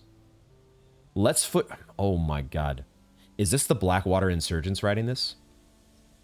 Let's first put your apprehensions aside, as I'm sure another red envelope is the last thing you expected to find on your desk this week. No, we are not making more demands, and no, we do not have copies of the other letters. Let's keep reading for now, but man, my brain starts thinking how, because the other letters were not from the Blackwater insurgents. One of them was from our dad, and one was from our, like, first cousin removed. Courtney, why would... We need to know who this letter is from. So let's keep reading, because why would they be involved with those other letters? You were already more than generous and accommodating, and the least we can do is fulfill our end of the bargain. It's got to be the people that did the Red Crown heist, which included our mother. So why write to you at all? Why incriminate ourselves further if we already have what we want? In a word, principles. After reading your eloquent reply to our initial note, it became apparent to us that there had been a few misunderstandings. This letter is intended to clarify some of those points, and hopefully will place our schemes in a softer light. First, we may have gotten too excited with the colorful language of the blackmail, but our goal was never to terrorize. Whoa, they were blackmailing him. Despite what you may believe, you interpreted as thinly veiled threats towards your young nephew? Let me reread that. Despite what you may believe you interpreted as thinly veiled threats towards your young nephew, I want to personally assure you there was never any tangible danger. But somehow they were alluding to harming us in some way, harming Simon? What? If we gave any impression we would hurt the youngster, it was meant only in the very vague sense of hurting his social prospects. And yes, while we admit that our word choices might be questionable, enough so that it would be reasonable to accuse us of being intentionally misleading, we hope you believe us when we tell you that this was not a calculated ploy to elicit payment.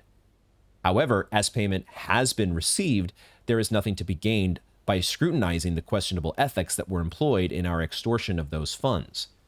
Little defense can be mustered on that score. Additionally, any judgmental tone you may have detected when we discussed the content of your stolen letters was entirely unintended. I guess that makes sense. So these letters were stolen from him and then sent back to him in these red envelopes, the red numbered envelopes, in order to convey some sort of, like, were these red letters part of this blackmail? And we really need to see all the letters and put them all into context or into sequence. Because how would these? Yeah, okay. We need more information. I'm always jumping the gun trying to put together pieces that I don't have. Let's just keep going. We want it on record that we do not consider ourselves superior to you and your family in any way, and are in fact entirely sympathetic to the underlying cause that the letters pertain to. And you thought this letter couldn't get more incriminating for us. We want it on record that we don't consider ourselves superior and are in fact entirely sympathetic to the underlying cause that the letters pertain to. What's that underlying cause? I'm a little confused whether we're talking about the cause of the Blackwater insurgents and they're trying to push back against the Red Crown, or what our dad was criticizing Herbert about in the previous letter from the boudoir. Daniel's letter was scolding Herbert for basically genuflecting to the crown. Are they saying that they're entirely sympathetic to that underlying cause? Again, we feel guilty as sin, and only time will tell if the financial recompense will outweigh our culpability. Even though you will never hear from us again, we hope this parting letter will result in you thinking of us and our dealings. If not favorably, at least sympathetically. Sorry for the inconvenience. Forever Anonymous X. Okay, we don't even really get a confirmation of who this is. There was some anonymous blackmailer, and maybe it's not who I thought it was originally, which was the Blackwater insurgents. Actually, I'm wondering if this is Denny, because the letter talks. I reread the letter here just to kind of try to reabsorb it. It talks about, so there was somebody who was blackmailing the Baron, and they were threatening to hurt Simon's social prospects. And it looks like it was because of the letters that were stolen. What letters were stolen, I'm not sure. I don't know if it was the other red letters that were sent by Courtney and by Daniel, but it would make sense, right? If those were part of this red letter scheme, the red letters being sent to the Baron, we really need to see the first one, right? The first one maybe is like, here's what I've got. I'm going to send you these red letters, and if you don't send me some payment, which it looks like he did pay whoever this was. If you don't, then I'm going to leak this all. I'm going to leak this to the press. I'm going to leak these letters. And maybe the red letters are only coming back once certain payments, like as payments, maybe this was a regular ongoing thing. The Baron had to pay certain amounts at certain times, and then he would get a red letter back. And then that would no longer, this letter talking about here, there's no copies of the other letters, right? Okay, now I've received the only copy of this back. I have assurances now that you're not going to use this for blackmail. I guess I'll keep paying you for the rest. But then you have to be, how are you sure that there's no copies? Okay, but we know that Denny was suspected of stealing the Baron's mail. What if this is Denny Ravain? And it would certainly make sense because he's got an axe to grind against the Baron, right? Because of the whole organic flour copyright situation. So he certainly feels like he's owed. That would make a lot of sense. Okay, this was just an afterthought. I was like, let's just draft the office and we'll quickly try this thing. It wasn't the date that I thought it was with the Baron's Bafflers, but we did figure out 3-3. And that is now our third red letter. Holy crap. Okay, this day is becoming more exciting all of a sudden than I thought it would. But we've been having fun with the red, the shelter, and getting to shelter ourselves from the lost and found. Anyway, there's still a lot more to do. What are we going to do with spreading gold? It's I always like to take a moment though and just bask in the sense of accomplishment, right? When you get to these moments and it's like, dude, I was so dumb for so long, but I eventually did get there. I did put it together, right? I was on the right track. March of the count, the dates. March is a month, so March combined with some other day, I did get there, right? And these self-contained puzzles are starting to reveal themselves. which feels amazing. I think I'm at least spreading gold while we're here. The only question is, do I run payroll? I think I probably do, because we're going to want gold for something, right? We got half the room still to go in the house, basically, and there's going to be a shop in one of them. Or at the very least, a casino, right? We'll get our hands on a gold sink, or we'll get our hands on a freezer. So let's at least, we've had weeks that have gone by without running payroll, even if we don't have a maid's chamber. No, it's already been run. Wait a second. Okay, I am not... Now I need to figure out what I'm doing wrong here. Day 24. Day 24. Day 1 was a Saturday, correct? That means we must have run payroll on day 23, which... Because today's supposed to be a Tuesday. Do I have my days correct? Day 1 is a Saturday. Day 8, day 15, and day 22 would be Saturdays. No, wait a second. I thought today's supposed to be Monday.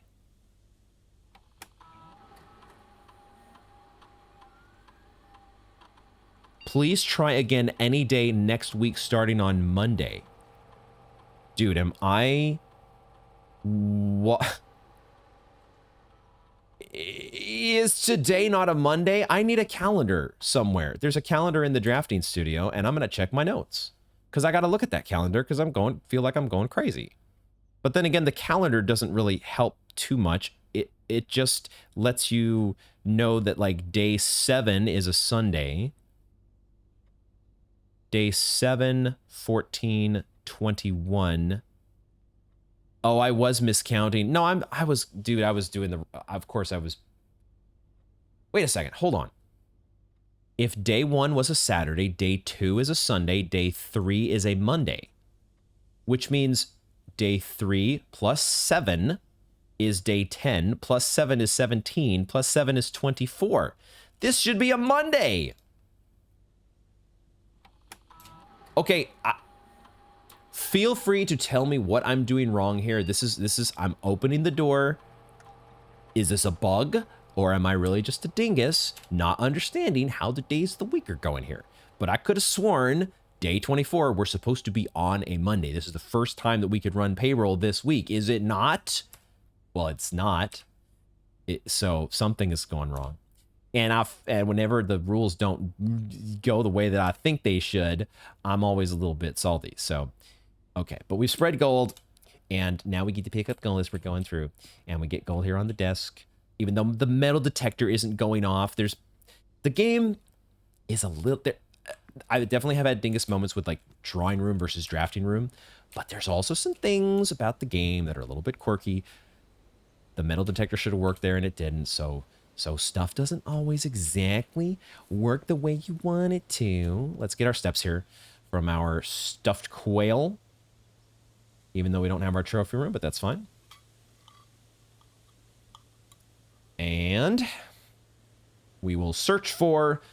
spread fruit and coins. Oh, here's the trunk. It's in the library. There was apparently a trunk in the library.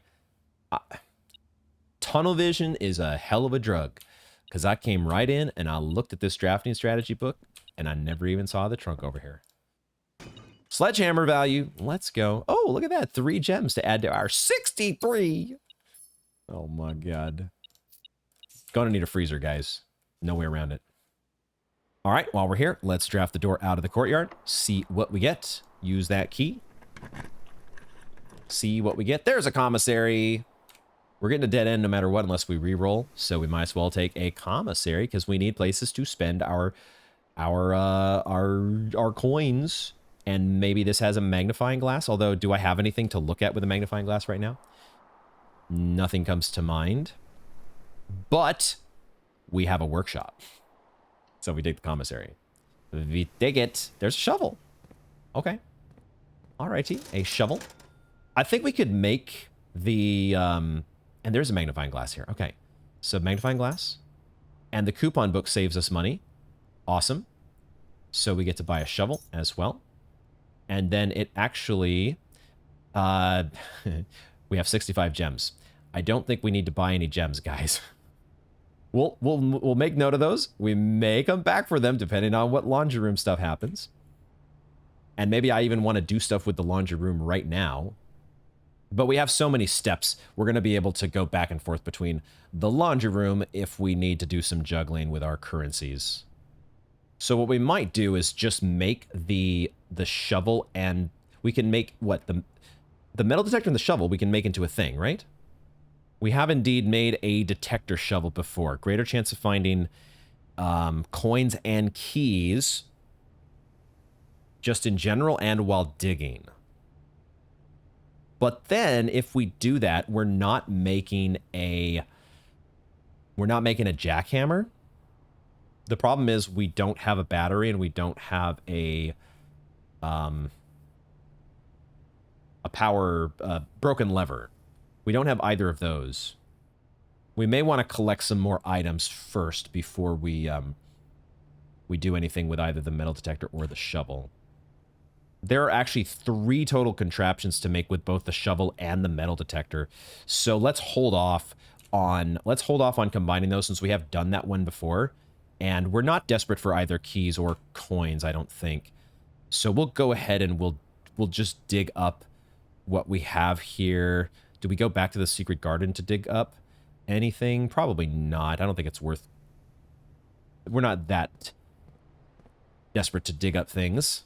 Dig sites are kind of a crapshoot. So we'll just take what we can get here. Although with a metal detector, I feel like it's a better... You get more coins and keys in general.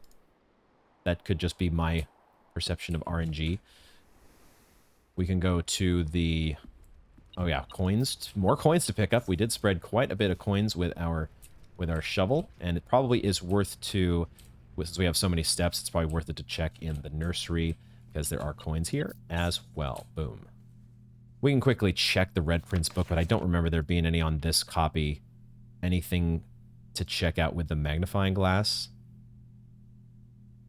It is worth noting, I suppose, that in this photo here, similar to the gallery photo, this portrayal, this sketch with the prince and the apples and the rose and the fire hydrant and the wagon, and I don't know if there was a lobster, but there was definitely a stop sign.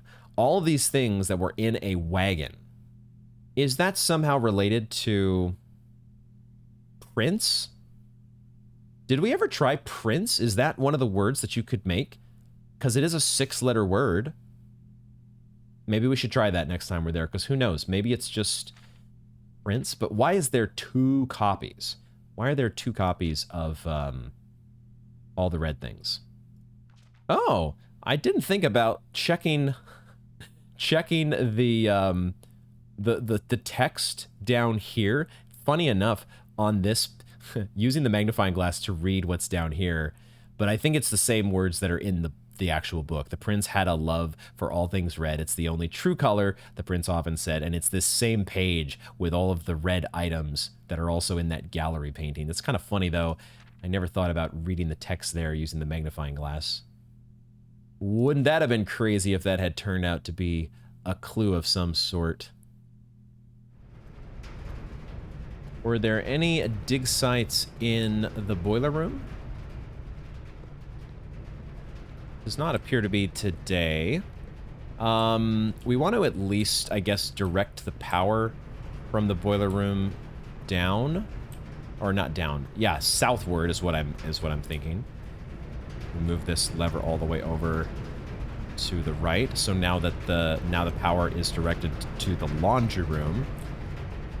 Although I am curious, there's part of me that wants to go back to the HPC double doors in the underpass. Because I think I mentioned it already. I wonder if there is like the a 3-letter abbreviated month along with the number 8, like March 8th or April 8th. Could that be made using that that combination lock? So can I do both things? Do I need... I think the power is already activated, so now I can redirect the power here. Except that's not... Oh, it has to be coming from here, right? Okay, I gotta go several more turns. And now that is where it should be. And I think that also at the same time still pipes power to the laundry room. So, yeah, we will be able to go back to the HPC if we so choose. Why don't we go to the workshop right now and just, we're not going to make, here's a banana. We're not going to make any inventions. We're going to just see what we're allowed to do. I just want to get an idea. What is, did I miss the coins that were on the floor here somewhere? Or are they actually in the bedroom? Somewhere there are coins. They're on the hand. The hand points the way to the coins. I want to check the workshop though, because now we do have a magnifying glass, and so who knows? Maybe we can make something right now with that magnifying glass. And we even have a banana in the entrance hall for just for us. So here we go. We're back at the workshop, and there's even an apple here. Even though apples are not extra delicious today, they're still delicious. Okay, magnifying glass combined with running shoes, of course. Oh shit, the metal detector. That lets us make a burning glass? What the fuck? Okay, I guess we're making a burning glass, folks. What? We're gonna be burning some ants? Oh no. I mean, we are still a kid. So Simon probably is like, yeah, let's go. I don't know. I wasn't burning ants when I was 14, but you know, it wasn't, those days weren't that far behind me. Obviously, there's only one. We know from the drafting strategy book that this is the only thing we can make with the metal detector, right? So, I guess I would just be checking here to see what other combinations might go. We know shovel plus metal detector, but shovel doesn't go with anything else that we've got. I suspect the same can be said for the metal detector. Yeah, it's just this magnifying glass. Okay, well, this is what we get the workshop for, right? I don't think there's anything else that I I don't know if we still have the ability to check things. Once we make this combination, it could be that we no longer get to examine stuff up close with the magnifying glass. Maybe we can. I don't know. But I don't know of anything in our house currently that I'm desperate to check the magnifying glass with, since we didn't get our hands on a master bedroom. So let's make the new invention. See what that does for us. Because that's what we get a common workshop for, so we can do fun new things. Burning glass.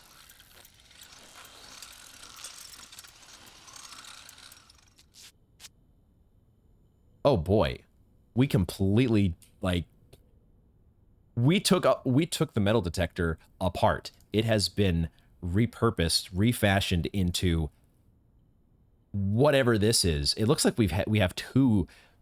Oh, I see. Okay, the magnifying glass has been like strapped up inside, and then there's an additional lens that's been attached to it. You've assembled a rather crude burning glass. Can light candles and ignite fuses. Oh. Oh. This is, of course, the burning glass. As soon as I got on the idea of burning ants, I should have thought that this is how we light candles. Oh my God. Where's that chapel now that I need it? We need a chapel, ladies and gentlemen. We need a chapel. We also need a tomb. And there is the underground. The underground, which I cannot currently get to because the fountain is full. I do have a basement key, although that door should be open, but the fountain is full. And I cannot get to the abandoned mine section because it is right now behind a minecart. And I want it to stay that way because I want to be able to get to the inner sanctum. But without the catacombs, without the tomb/catacombs, I can't get to the abandoned mine without draining the fountain. Okay. Burning glass. What the fuck? You only need a magnifying glass and a metal detector. The metal detector is not too tough to come by. So this is one we should be able to make on a consistent basis. Now, we just needed the workshop to be common. That's crazy. That is so crazy. I mean, crazy exciting. is what it really is. It's crazy exciting. The possibilities. Because now, oh, wait a second. We're here in the entrance hall.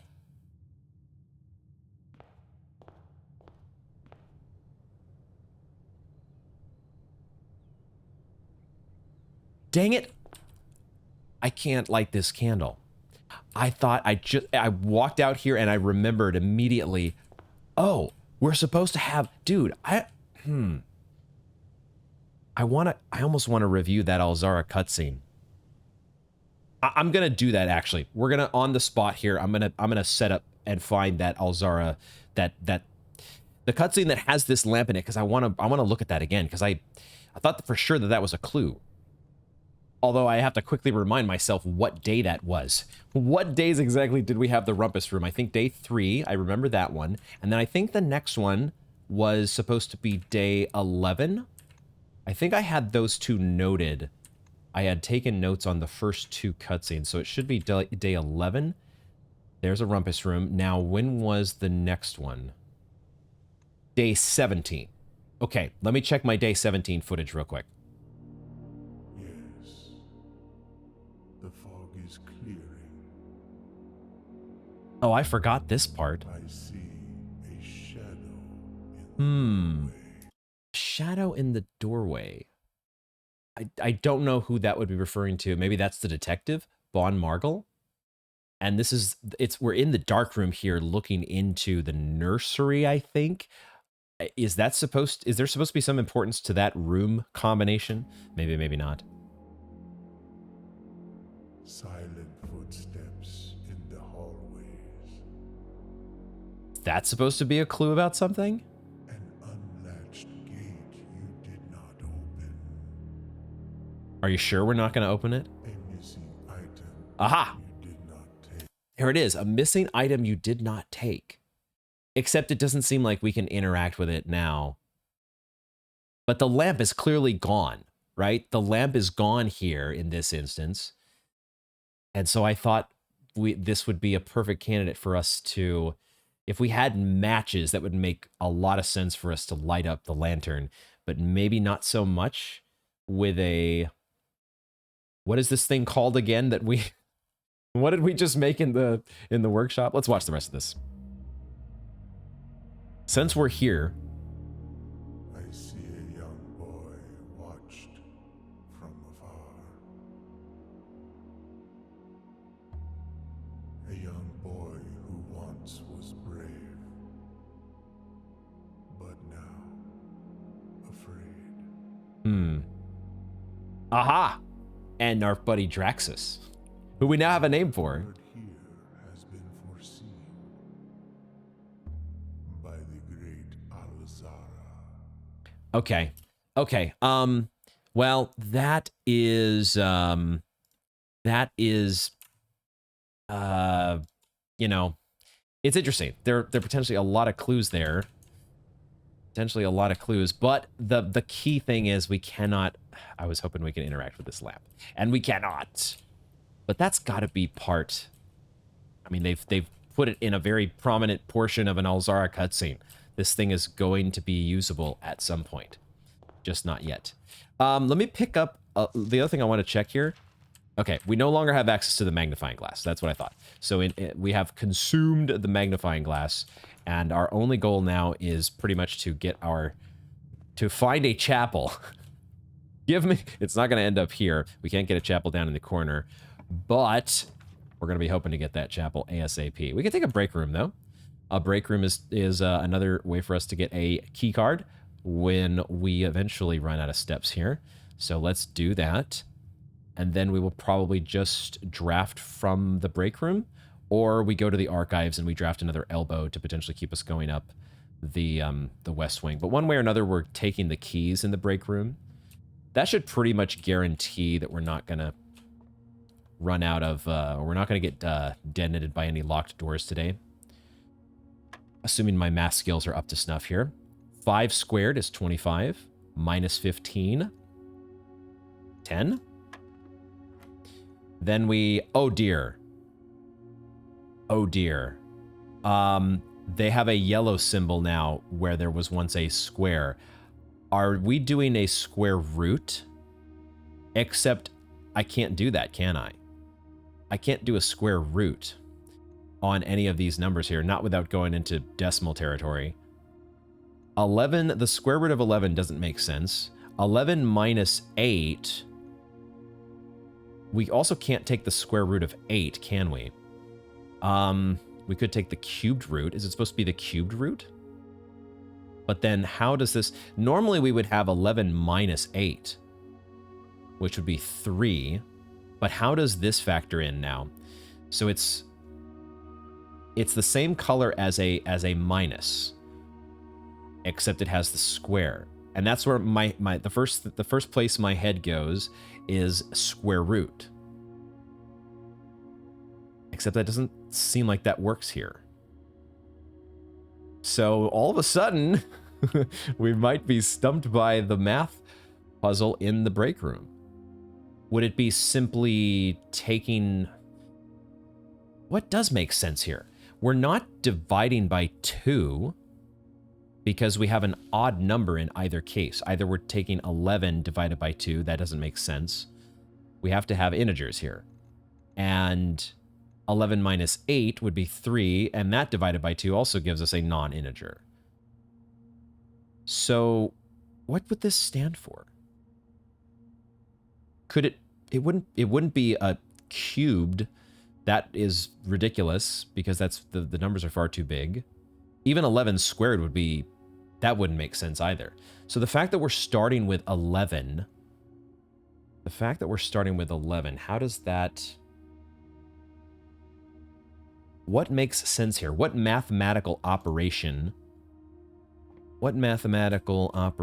makes sense? We've already dealt with all of the basic operations, and then we added exponents, or at least squared. It would make a lot of sense to do a lot of sense. In my mind, my math mind, the next natural progression is square root.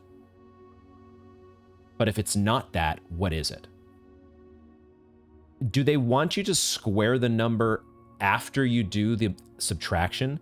So is it 11 minus 8, which gives 3, and then squared, which makes 9?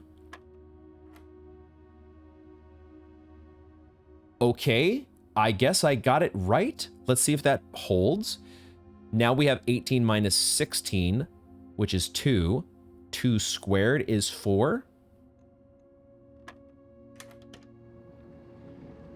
We're changing the order of operations. Okay. They could really... There could be some serious wrinkles with this math game. The parlor game, the billiards / break room game, they could do some things. All right, I don't think it's worth going back to the archives. Is it worth? How desperate am I here? I think I just draft from the... Okay, if we think about green rooms that could be offered, if we were trying to min-max green rooms, I don't think you could get a green room here at rank 2 because there's no soil, right? Isn't that what we were told? Because, yeah, I guess they do that to make it a little easier to fill out your base so the patio doesn't screw with things, or the terrace. Is that the reasoning there? Could we get a greenhouse here? Would we want a greenhouse? A greenhouse would do the same thing, right? It would do the same thing as the patio. Like, if worst comes to worst here, if I don't get a room that gets me to rank 3, we can go to the foundation, right? I've left myself here in a spot where I can draft out from the foundation with 6 keys and a key card and be totally fine. So I don't think I have to min-max the heck out of this decision. What we do is we just get a chapel offered here, and all our problems are solved, and we also get to light some candles.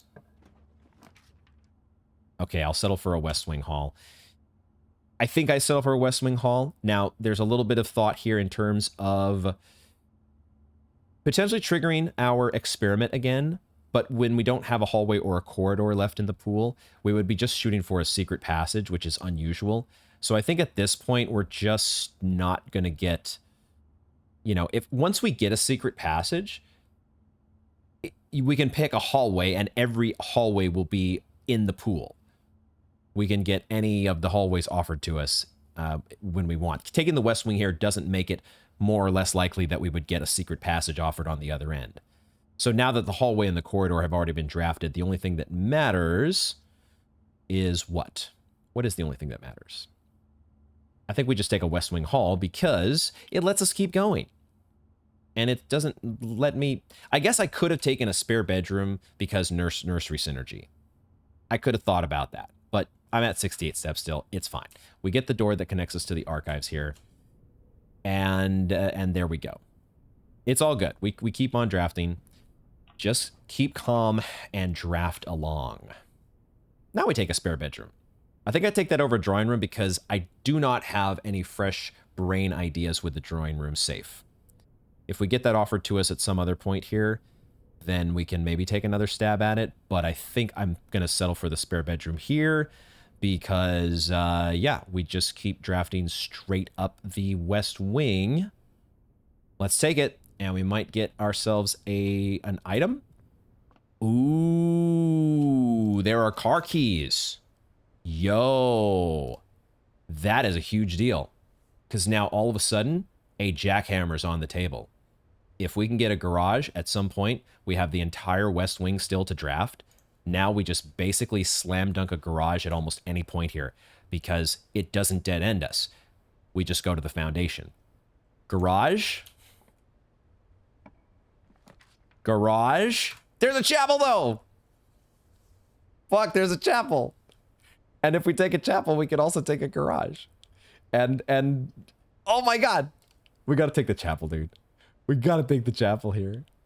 There's still so many chances to get a garage. What the hell, man? What the hell? We've got...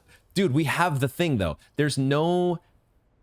I don't know. I feel like it is pretty guaranteed. No, I don't know if there's going to be a broken lever in the garage.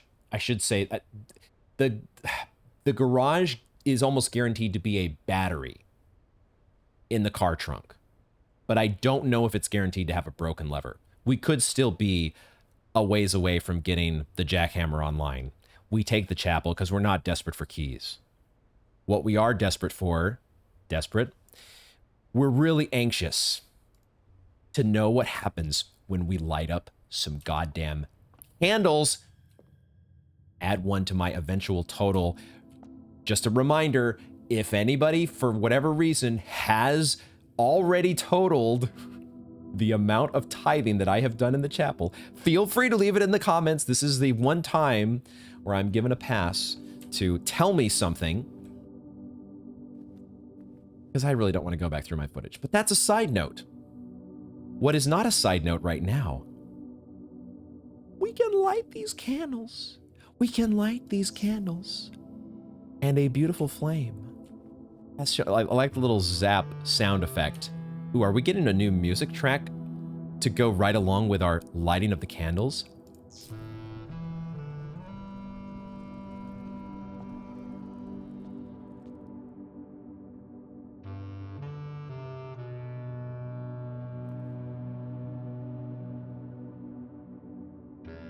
Excuse me? Have I just discovered what the reason for keeping track of my tithes is? Oh my God.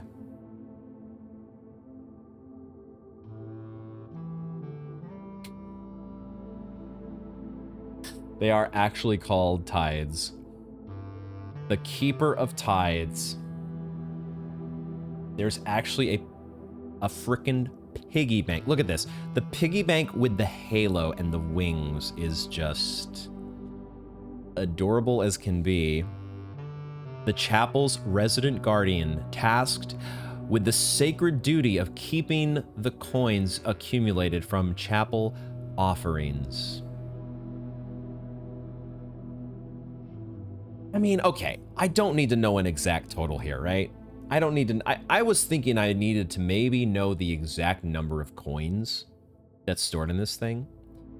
I think I'm okay ballparking it, because it's got to be somewhere between 1 and 2 coins per day, which would put it between 25 and 50 coins, okay? I think there's around the value of a vault, probably, in this piggy bank. Will I still go and total it up exactly? I don't know. We'll see. But I don't have a reason to break this open right now. So I can see now, okay, the Keeper of Tithes. This is a way to bank coins for another day. If you are ever, wow, we now have a gold sink. Provided you have enough steps, you could exit and re-enter the chapel and just give as many coins as you could to the Keeper of Tithes. Not yet. Now, in order to claim said tithes, you do need access.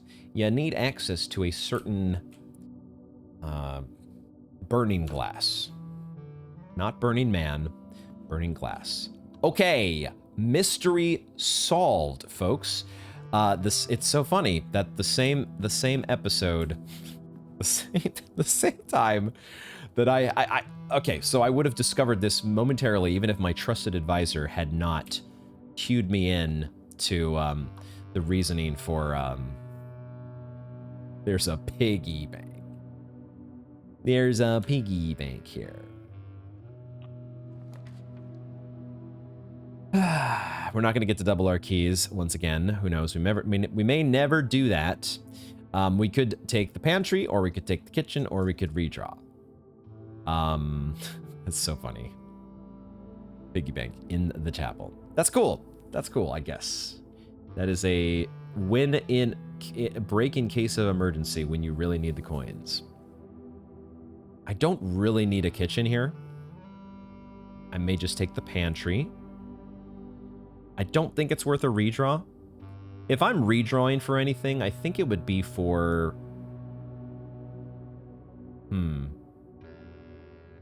Well, I certainly would still like to get a garage, right? A garage would be nice to have. So we could redraw for the garage, but we could also just take the pantry and then go out of the foundation and back to the West Wing to keep taking our chances at a garage. Maybe this is worth a redraw, though. Because either we get a garage, or we might get a straight-through room that lets us keep drafting straight up the West Wing. I think I actually will use a die here. Because we might pick up a Geist bedroom as well at some point. And I think I'm okay using a redraw here. These just feel very whatever to me. Even though the kitchen, you know, we have a coupon book. But I want chances at more items. And I want the garage as one of those avenues to be able to potentially get a jackhammer. Let's use a redraw. Okay, no garage. Storeroom versus utility closet versus veranda. The utility closet gets us a proc on our experiment, which would get us 12 additional coins. So we would definitely, well, the one consideration for the storeroom is that sometimes there's a broken lever in the storeroom. Have we found a battery in the storeroom as well? Maybe? The veranda, though, has a greater chance of finding items in green rooms. We have gotten a shovel, a sledgehammer, and a metal detector already. So the veranda, there's a good chance that there would just be a trunk in that room. Could we get a broken lever or a battery in a veranda? Or any other green room? If we take the utility closet, though, it not only gets us 12 coins, it is another mechanical room if we get offered the mechanarium. And we still have a lot of spaces in the middle of the house to potentially have a mechanarium show up. And that would be room 5. We have, what, 1, 2, 3, 4, 5 mechanical rooms right now, and the mechanarium would be our 6th. Just to satisfy my own curiosity, I'm going to look at my spreadsheet to remind myself what is the... I could have sworn I counted 7 of these mechanical rooms. Oh, right, the pump room. The pump room is the 7th. But we don't have a pool yet. So we might settle for taking a 6-room mechanarium just to see what that looks like. I think that could be fun. So I think in this case, it's just a little bit, you know, we have to go all the way back out to the foundation, but you got 73 steps. So that's totally fine, right? and then we just continue the draft from the foundation. I think that should be fine. It's gonna be some extra steps, but we've got running shoes and we've got a nursery. I think we can work with it. Let's go ahead and do it. Let's take advantage of the foundation and get another proc on our experiment. And I will also just go ahead and step inside to, you know, it might be worthwhile to turn on the garage and turn off the gymnasium. That could come into play still. But now we'll spend the extra tithe, because now eventually we can get that back. Those tithes have not completely gone, you know, to waste. I mean, your tithes never go to waste, of course, if you are a faithful member of the church. But in this case, you get to... Who knew? You were stashing them in a freaking the keeper of tithes. In fact, now that we're heading outside, this will allow us a chance to go back into the... we will get a chance to go back to the underpass and give another look to that combination lock, which maybe is a which maybe has a date that will crack that lock. So let's give it a look. We are getting so many procs from our running shoes, which I love to see. The only thing I'm not doing here is I haven't made a jackhammer, but we're gonna have so many steps. It may not even be the case that the it may not even be possible. I'm thinking of this spot over here. I'm thinking of the spot that's next to the double red door. Dude, every single thing has been we've gotten a running shoes proc at every transition between rooms here. So the underpass, did I go right by it? Did I fly right by the opening? Here it is. I was thinking that maybe this bit of rubble here is something we could deal with the jackhammer. It might not be. But if it is, we don't have a jackhammer yet. We haven't made one. So that's one thing we're missing out on, is not coming here with a jackhammer. But okay, I need to go to the door on the left. So I need to rotate this, what? 4 times?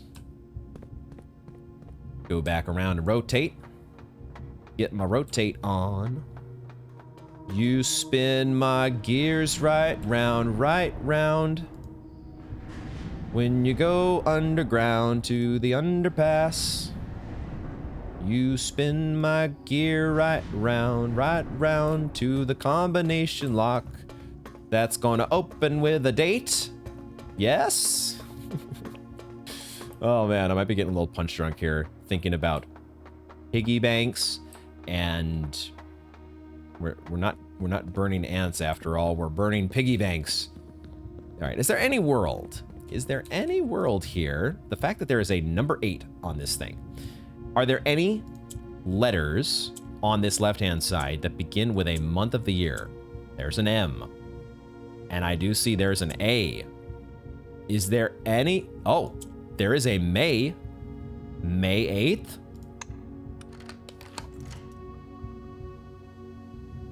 I am a goddamn motherfucking genius. Out of my game, letter lock, you dork. Bro. What the fuck is this? I love how that I thought this was just a blacked out window, and then you go into the room and it's like, is there a freaking castle out here that they are building? What in the actual fuck? There is a goddamn castle in this fucking underground. What? You've got to be fucking kidding me. This game is the best thing ever. Bro. And we have our second black print. The treasure trove. Plus 5 gold for each time you've drafted the treasure trove? Would you like to permanently treasure? Would you like to permanently add treasure trove to your drafting pool? Oh no. No, I could never be. Only the snootiest, most annoying red Fen Ares affiliated loyalist, dogmatic loyalist would look down upon the awesomeness that is this treasure trove that I'm instantly going to be adding to my draft pool here. Are you fucking kidding me? Treasure trove.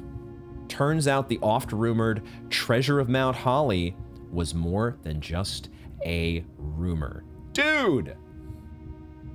Okay.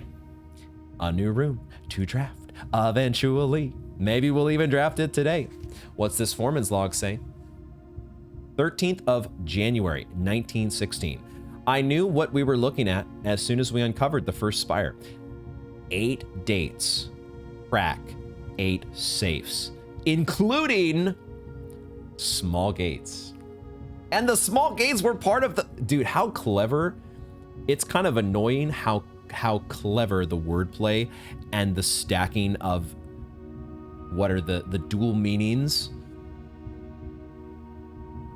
Small gates, count, march of the count of Isaac Gates, and busts and combination locks that actually have a freaking month on them. May 8th, month and day. I knew what we were looking at as soon as we uncovered the first spire, but it wasn't until the first floor plan was unearthed that most of the crew realized what ruins we were exhuming. The border was the same pitch as the sunless cavern we found it in, a dark trimmed floor plan of ill-fated Arindia. We had found an authentic black print. The sooner we seal this site up, the better for us all. What in the hell? The border was the same pitch as the sunless cavern we found it in. Dark trimmed floor plan of ill-fated Arindia. It's a floor plan belonging to the kingdom of Arindia. It's not a floor, the floor plan doesn't show you all of Arindia. I so want to see what's inside this. I want to know more about what this is. Hello? We got to get our hands. Is there a... No, there's a minecart over there. I thought this, where my arrow is here, right off in the distance. Maybe I'll zoom in post. But it looked like a doorway at first, out into the opening of some ginormous cavern. But it actually is a minecart, I think. So how are we getting here? How would we access this? Is this going to be through one of the doors that we have yet to unlock in the sanctum? Okay, if you want to come down to the underpass each day, there's an extra gem here if you want it. I mean, we've got the steps. We've got a lot of steps now to spend. Number 1. Red letter numero uno. We've gotten 2 red letters today. This is absolutely bananas. It's dated May 8th. Is that the case with each of these letters? The time lock safe one is different, right? The shelter, that was a date that would be on just whatever day we happen to open it. So I don't think that letter was dated. But I wonder if our dad's letter... Yeah, because our dad's letter does mention Christmas, doesn't it? Maybe he didn't write it exactly on Christmas, but it was related to the code for the boudoir safe. May 8th. Dear Baron Sinclair, to begin, my name is Worth Laud. My father used to work for your father, the Right Honorable Baron Thomas Sinclair, between the years of 1915 and 1918. The former having died last month at the advanced old age of 89, may he sleep in soot and ash. Oh, there's that phrase again. This is like a calling card for people who are loyal to Arindia, maybe? He left behind his widow, 7 children, and 30-odd grandchildren. Goddamn. I write to you today, however, not to inform you of these family affairs of little consequence, but to tell you a little bit about my father. He lived his life, towering above us in solemn silence like many members of his and your father's generation.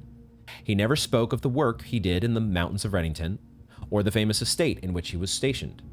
He never spoke of the Baron, not once. I tell you this only to relate that he never betrayed the confidence your father placed in him, the secrets he kept for your family. He took with him underground. What secrets?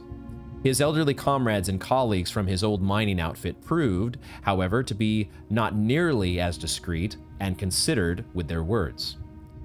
During the wake, fueled by a seemingly endless supply of spirits, these venerable gentlemen embarked on a journey down memory lane, recounting as much of the good old days as they could dredge up. While such reminiscences might typically be dismissed as the fanciful ramblings of age, the volume and specificity of their accounts lent a certain credence to their words. Now, I'm not a presumptive man. I don't presume these stories to be true. I don't presume your house is host to secrets of this magnitude. Yet, I find myself irresistibly drawn to the idea of sharing these tales, true or not. They seem, after all, stories worthy of being heard. I wonder if my current abundance of idle time fuels this urge. Perhaps I have too much time on my hands. Perhaps if one were to engage me in some worthwhile and profitable enterprise, my eagerness to pass the time by telling stories would be curbed. I eagerly await a response from your lordship, Mr. Worth Laud. And then there is a note from the blackmailer. We're not blind to the irony of blackmailing you for a blackmail letter.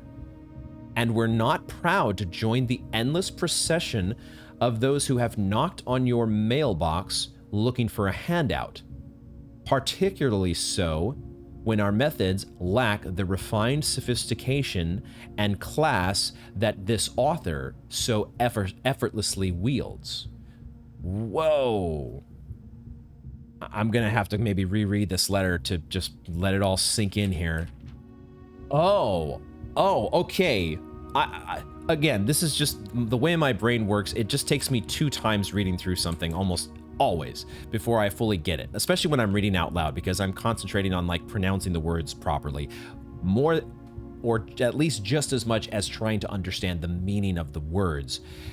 And I can see now that this guy was actually blackmailing, wasn't he? I totally didn't get that on the first read. But he is kind of saying here, like, hey, by the way, there were a bunch of stories here and a bunch of secrets that, my dad surely didn't pass these on to me. He's too honorable for that. But the guys he worked with, they just happened to spread some stuff that I happen to know now. And, maybe I have too much time on my hands. Maybe, if I instead were to engage in some worthwhile and profitable enterprise, my eagerness to pass the time by telling stories would be curbed. In other words, hook me up with some sort of a job or something, or give me some money so I can start some enterprise, and then I won't be spilling your secrets so quickly. That's why we're not blind to the irony of blackmailing you for a blackmail letter. I don't understand. That part is confusing to me. Why are they not blackmailing him with a blackmail letter? Blackmailing you for a blackmail letter. I don't exactly understand fully what's going on here. If this is Denny, maybe we can compare this to like the writing from the greenhouse. Let me actually do that real quick while I'm thinking about it. It's hard to say, but I don't... It might be Denny's writing. I'm comparing some of the letters here, like the capital J. I can see he wrote something about resealed in January, talking about the room in, well, one of the outer rooms somewhere where there's a secret chamber that we haven't found yet.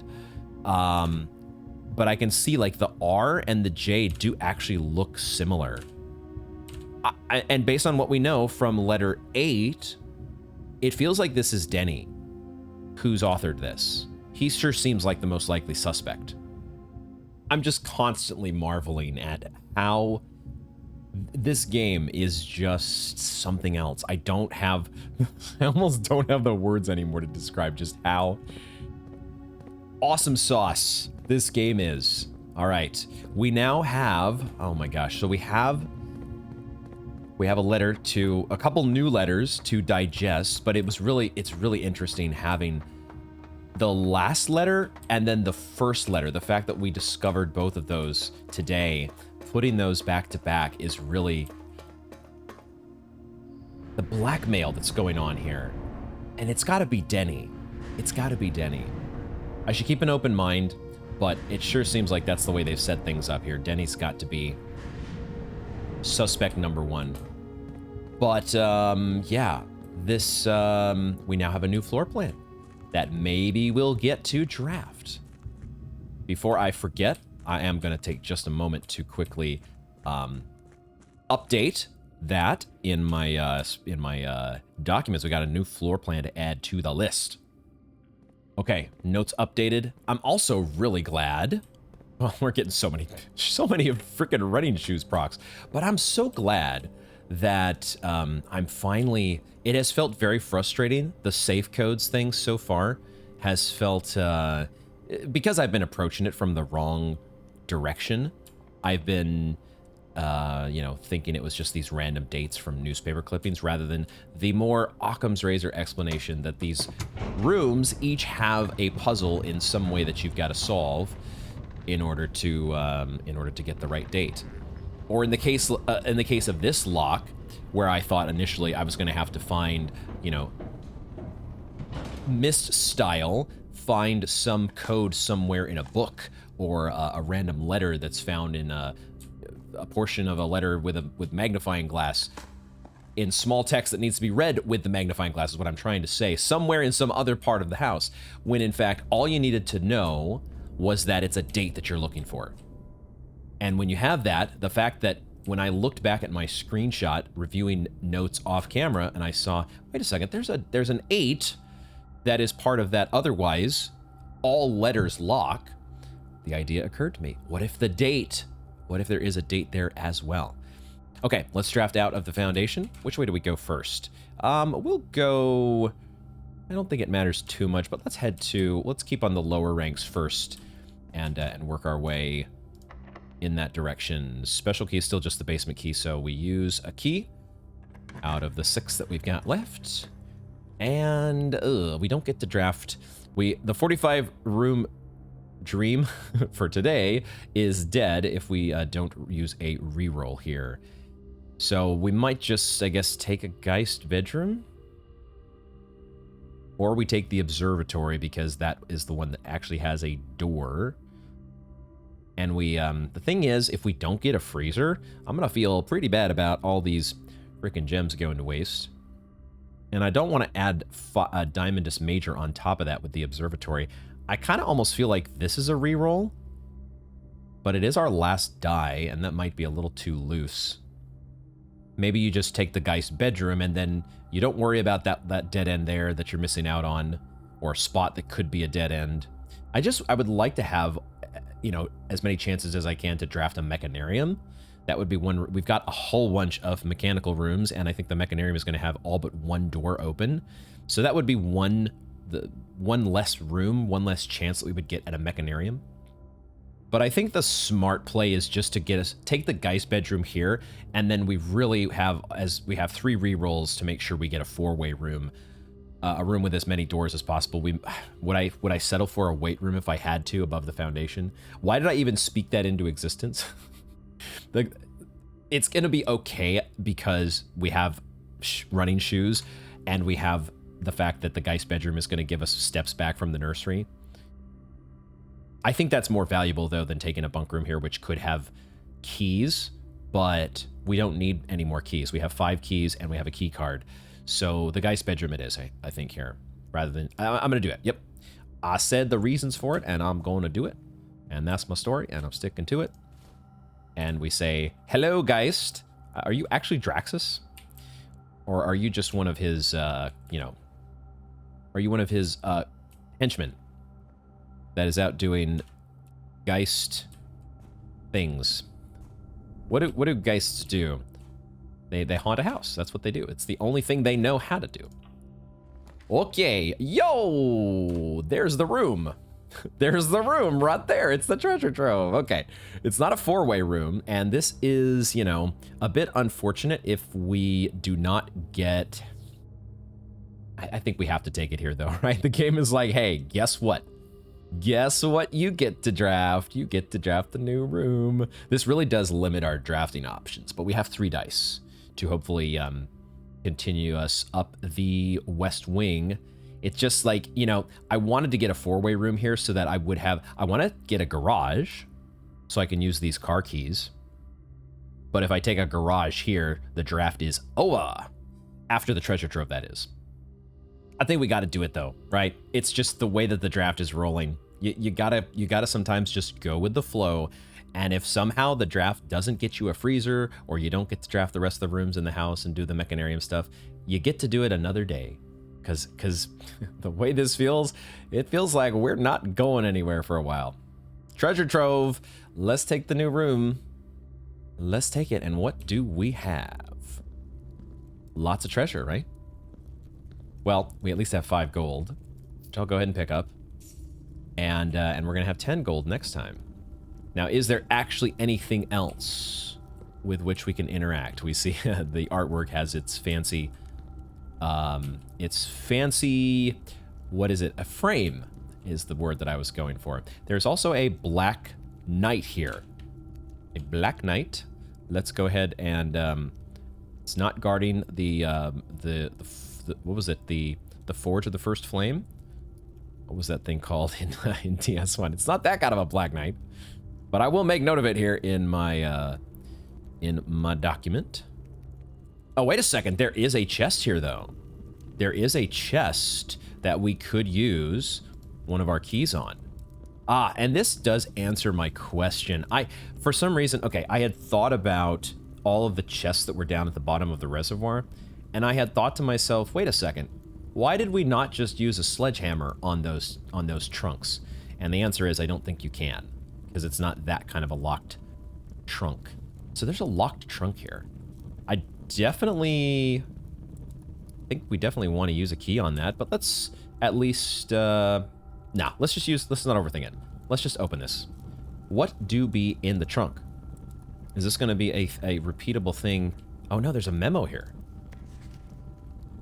The green memos you find in this room will always be true. The green memos you find in this room will always be true. Screenshot. Does that mean, I'd certainly suggest that there are going to be more green memos. And are they going to just appear in this chest day by day? So you not only want to have, you're not only going to be getting the coins from the treasure trove, but you're also going to be wanting a key to open up this white Rogue Moon trunk. Just, I guess, going to have more notes in it as the days go by. Okay, we'll see what happens on another day. We have 4 red letters as well. That is so nice to see and so unexpected. But that's what Blueprints is. We play this game and stuff happens that you never expect is going to happen. Okay, I will be happy to settle for a pantry here. I just don't need steps. We don't need the steps from the kitchen, and the kitchen doesn't get us anything besides telling us what the main course is going to be, and we've already done the dining room. So we just take a pantry. And we even get a couple bonus steps from the pantry anyways. We're really hoping for a gold sink. Ultimately is what I want here. We've angled the draft a little bit problematically up against the west wing here, but hopefully we'll be able to maneuver out with these 3 dice and get ourselves a gold sink. One way or the other. A freezer, you know, if they offer us a freezer at this very moment, I think I will happily take it. I think I would have to be I'd be the greediest bugger in the world to not take a goddamn freezer here. I guess I'll settle for a boudoir. Do I ever use one of my dice here because I want to get a 3-way room that gives me another, that lets me keep drafting up the west wing? I don't think I have to do that. I think I can save my dice and just settle for the boudoir to angle back out into the open. Think that's a-okay. We're only going to have the 2 shots at most at the garage, and the garage is not, even with the car keys, is not guaranteed to give us both a broken lever and a battery, which I think, I don't know, maybe we could do something else with just a battery that I haven't realized yet. I would love to make a jackhammer somehow, some way. The storeroom is one of those ways that theoretically could have a broken lever, but I can't take that here. So I will settle for the boudoir, I think. Yeah, I'll settle for the boudoir here, and I'll do my rerolls maybe as our last-ditch effort to get a garage at either rank 8 or 9. Let's do the boudoir. And now we can pick up our gem. We have so many places to pick up gems now. So even if we don't get to bank these 60+ gems somehow, we'll be able... There are ways to fabricate gems out of thin air on a subsequent day. No locked door there is pretty nice. There's a mechanarium. I am not going to be greedy here and try to somehow get pool pump room. This is the easiest mechanarium of my life. Aquarium is kind of cool, I guess, because it's got the red room synergy, but without a gold sink, we're not necessarily wanting more coins. So, like there could be an item here, I guess, but we've already got so many items. We're going to check out the mechanarium. We don't get to open every single door, but we get to see what's behind the other doors, and we get multiple more chances to, oh, it does get us coins on top. I forgot. It actually procs our experiment, which we've gotten to do 6 times. My goodness. Okay, another 12 coins added to the stash, and more steps than I ever will know what to do with. Okay, so now we have this, we just have the one door over here that's not... Oh no, I see, because one door goes into the treasure trove. So this is the door that we would draft normally from, and this is the other door that when we finally do get all 7 mechanical rooms online at the same time, we'll be able to see behind it. But for now, we get to open this door, which I believe is new. And what do we have here? An upgrade disc. I should have guessed that that would be on... That would be one of the... Yeah, and of course it makes sense if we have... if we have 5 more, I guess now 4 more upgrade discs to find, I should have maybe guessed that that would be one of the things behind here. What's behind this door? If we had an upgrade disc, what did we get in the first time in the... Oh, it could be an allowance token. Or a Morajai box that has an allowance token. No, it's a silver key. Interesting. A silver key is, yeah, okay, I'll take it. I'll take it. Maybe there is a different sort of key there. We'll be curious to see if that is a different item. Oh, wait a second. Wait, we get... Oh, that's right. The last door here, of course, is the antechamber lever. So it opens, it gives us the antechamber door first, which is already open. So I guess we would be closing it if we flip this lever. Let's see what happens. Let's see what happens there. It actually closes it, okay. So it's a toggle switch, which is fun. Let's just keep that open. I don't know why, in whatever world we're ever going back there, but so be it. Okay, so I think now we will draft to the east. Doesn't really matter too much here, but we'll draft eastward. And now I think we do use that silver key when we're in a spot when we want as many... We want as many openings as possible in both of these doors. Maybe it's better to get, like I would love to get obviously the Great Hall, just to, you know, just rule out any chances that we're going to run up against locked doors. But the passageway would work as well. When we've got the foyer online, I think it actually makes more sense for me to use, I would love to get a garage in one way or another. So let's do the mechanarium up here, see if this is... This one being locked, I will use my silver key here to try to get doors in both directions. Let's do it. And there's our passageway. Oh, but there's a chamber of mirrors. This is not where I want a chamber of mirrors. Fuck. I don't want a chamber of mirrors here. Fuck me. So, oh man, this is annoying. We can take it, but we would miss out on a chance at a garage. But we would maybe have the chance to draft around to the east side of the chamber and maybe make some progress in opening the thing up. There is also a cloister, and if we were trying to get a gold sink, somewhere to spend our gold, getting a casino attached to a cloister would be fun. The Chamber of Mirrors, though, also does, it floods the draft pool again, right, in a way that we don't really want. I would crowd out any shot that I have left at getting... I would really crowd out the gold sinks.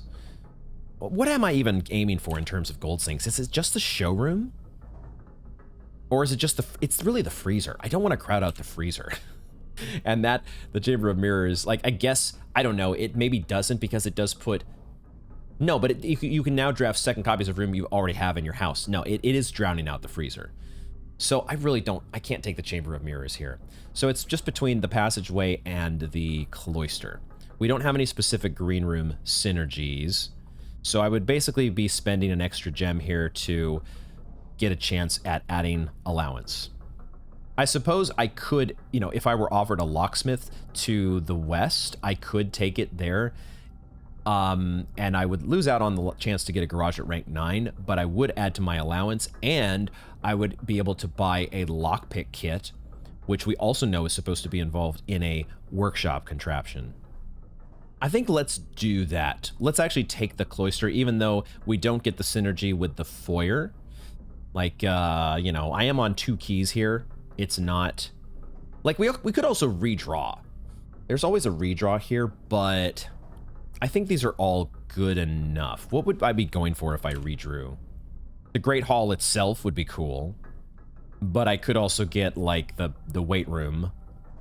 But the Rotunda might be in there as well, since we use a silver key here, right? I'm going to take the cloister. I'm going to do it. Also, we haven't had too many security doors that have, even though the security level's at high, it hasn't put too many security doors in our way, so we might actually get 2 security doors here in the cloister. We don't have to worry about steps. There's one. Okay, so we get at least 1 security door. Let's go ahead and dig first. Get that out of the way. Give ourselves the information from dig sites, because we end up with lots and lots of coins, I guess. And it's even more incentive to have a freezer. We do have to figure out at some point what this CXET is for. It feels like it would probably be involved with the 6 or O writing that was in the locker room, presumably by Denny. That's my guess, at least. Because I thought at first it might be involved in this... The lock that we just undid down in the underpass, since it has letters. But that turned out to be a date. So there's something to do with the cloister that we got to figure out. There's something to do with a lot of rooms that we have yet to figure out. I think this is going to be one of my rerolls. I don't want to settle for a drawing room just to have another chance at a garage. I'd rather take a shot at both a shop and the garage. So I think this is one of these rerolls. None of these are thrilling enough to me. Like the walk-in closet, I suppose, could have a coin purse. A coin purse theoretically is involved in a contraption, but I don't think that's a strong enough chance for me to want to settle for that here at this stage of the draft. So I think we redraw. We don't get a shop or the garage, so we might go ahead and reroll again. Let me not... Hopefully I don't forget about this upgrade disc. What's the closest terminal? We'd have to go back out through the foundation and around to security, which is at rank 2, so that's not too bad. None of these are exciting. None of these. I guess the patio... I was skimming through notes, and I noticed that the patio did have... I was searching for places where we had picked up a battery or a broken lever, and I think the patio is one of those. It had at least a battery or a broken lever on one day, but I don't know if that's a good enough... I don't know if that's a good enough reason for me to take it here. The other thing we're redrawing for is a freezer. So I think we're using these... This is another place to use a redraw. I do it, right? We've got 2 of them left. I'm going to do it. We do get a kitchen. Okay. I will settle for the kitchen and an upgrade to my allowance. I'll take it. I think I want that over the upgrade to my stars. Because, I don't know. I like getting the boost of my gold. I want to get the usage out of my cloister. I want to get it. So we don't get the garage today unless I spend a redraw here. But I think I settled for the kitchen. This is what we did. We went for the shop, and this is what we're getting. Am I actually buying anything from that kitchen? Probably not. But I get that wonderful little allowance animation. And there we go. Cool. So Lydia has smiled upon us today. So now we draft. I definitely want to draft through this door, and it's not locked. The problem is that it is not giving us a... it's not giving us... I guess I take the mailroom here, right? We're at the stage of the draft where we do need tomorrow rooms, so I guess it's a good time for the mailroom. What are we checking in the mailroom? What did we read earlier that we need to eventually check the mailroom for? I've already forgotten, but I'll remember when I go back to edit the footage. So we need to visit the mailroom for something. Is it like the results of our experiments or something like that? I think I'll take the mailroom though, because we still have the room out from the mechanarium. We still have 2 keys left. We should be able. We're gonna open all the doors that we have left in front of us. So we'll take the mailroom here. Even though it doesn't get us the shop synergy with the cloister, we do get a buff to our draft tomorrow, even if it isn't a freezer. So we've got one more die available to hopefully get that freezer here at some point. One of these last 2 rooms. Let's see what we get through the mechanarium.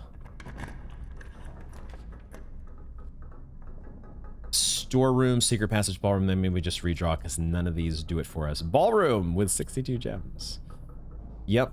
This is where we use a redraw. I guess the storeroom could get us a broken lever, but we can't do anything if we don't have a battery. We need both battery and broken levers, so we're really not... We're not making any sort of contraptions with what we've got here, so this has got to be a redraw. We get a showroom, but the problem is we've got nothing left to draft.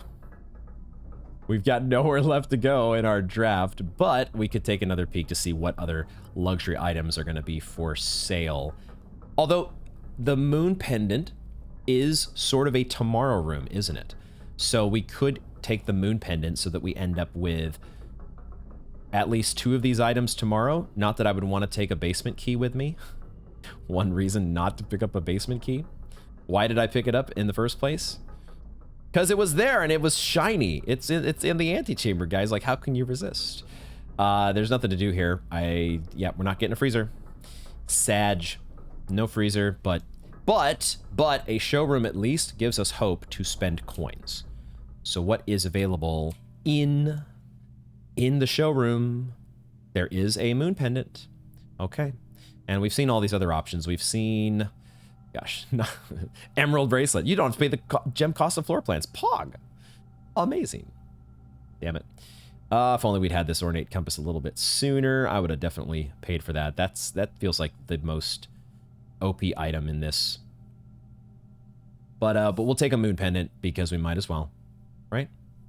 Even if it somehow gives us a basement key, then maybe we can get a trading post and trade away that basement key for something really cool.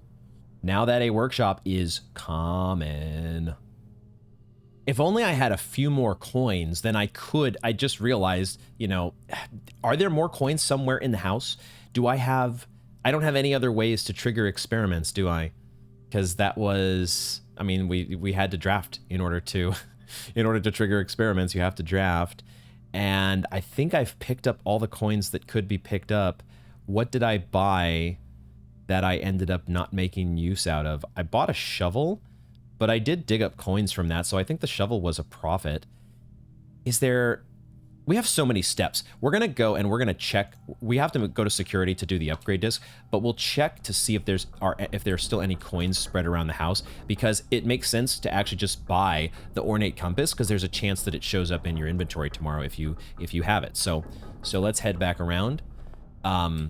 This draft has already been every draft is so unexpectedly amazing. This game is just the best. How did we manage to get what we did done today? Okay, let's head to security. Okay, let's go ahead and we'll do our upgrade disc in a moment, but I want to satiate my curiosity here. There are 6 coins. Yo, there are 6 coins. We just don't have a metal detector is the problem. But there are 6 coins to find. When did we spread? We spread those coins from the office, and we had not yet drafted. Did we go back to check the servants' quarters and everything? It looks like we did not. So we actually do want to check.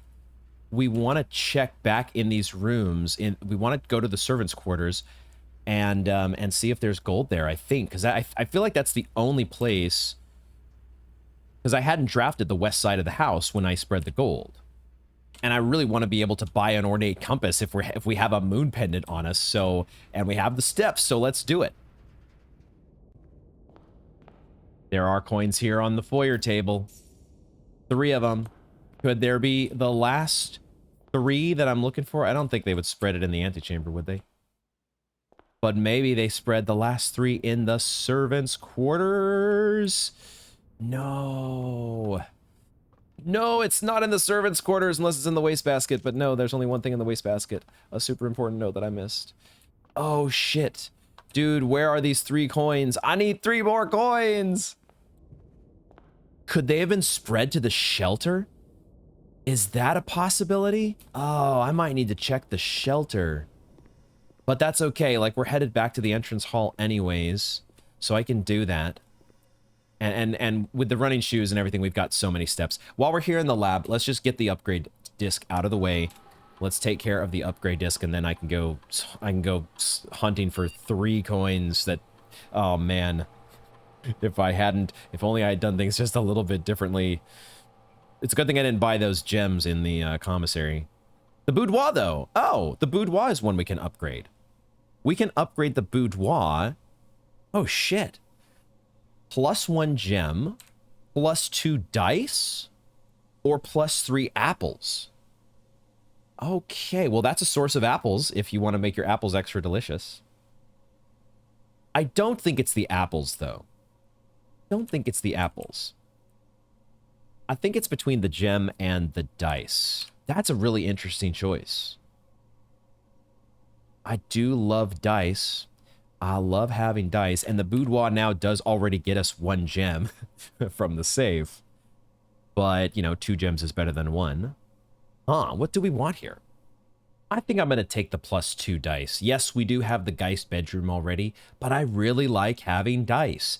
There are certainly days where we're squeezed on gems and we would, you know, love to have another gem to be able to afford a vault or something like that. But I feel like the gems are easier to come by. The dice are always the more scarce resource. Most days is what that feels like. And we do already get a gem here in the boudoir. So a gem +2 dice feels great. I'm going to go with that because I love to gamba. And I would have loved to have 2 more dice today to be able to take a couple more shots at a freezer. But for now, I guess I am going to try and track down 3 more gold. Somewhere there's 3 more gold that we really want to have so we can buy a compass to have a chance at taking a compass into tomorrow. Oh, I did not dig every site in the secret garden. Oh, maybe this answers solves my problems. It's just pebbles. Did I not dig any of these sites? Did I just missed the one, maybe? Or was there only 1 dig site? I guess there was only 1. And I never dug it.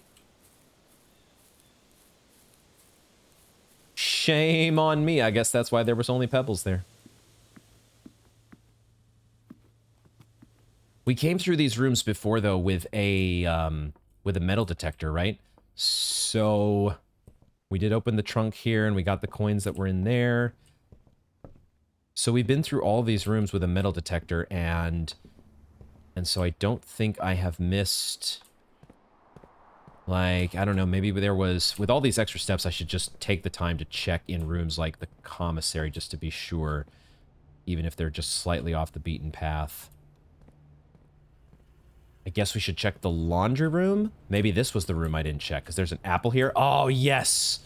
Yes! The laundry room! had an apple. It was actually visible on the table, and then 3 more coins to get us exactly, exactly to buy. We're going to spend all our gold. We probably won't end up with an ornate compass, but we've done it before. We could do it again. Simon sure is getting a good amount of exercise today.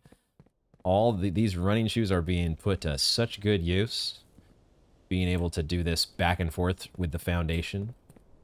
Man, it feels like maybe there's an increased chance for the running shoes to trigger when you're in these underground areas, because it feels like every room transition gives me a running shoes proc. Not that time. Did I go the right direction? Whoops! I went the wrong way. Oopsie, shame on me. There's my running shoes proc. Shame on me for not even going the right dang way. I need to go up the foundation.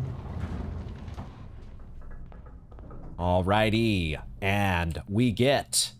It feels so nice, at least, to be able to fully spend one of your currencies. And know that there's a chance that it ain't gonna go to waste. Okay, I forgot about the coupon book. We are not fully spending. So guess what? Guess what we get to do now? We have 1 coin left. Where do I deposit that coin? Do I deposit it in the chapel? Because now we know that tithes are being looked after by the the piggy angel. Who knew there were not just 8 angels, there were actually 9. I did just realize that I should check in this room to see if there's any... Did I potentially overlook any candles to light with my burning glass? But I don't think I see the same candles that I do in the chapel. And admittedly, there's just too many things to think about in this game. I had not been thinking about any other rooms where there might have been candles. Should we quickly check the boudoir while we're here? Let's just quickly look in here, but I don't think this is a... Well, there are candles here. There's actually an empty... Why is there an empty... It's a little similar to the drawing room. There's no candle in this one on the left-hand side, except this one doesn't have... There's no... You can't pull on this candlestick to reveal a safe. Okay, but nothing to light with our burning glass. Is there any other rooms that I might want to check for candles? Fancy candles.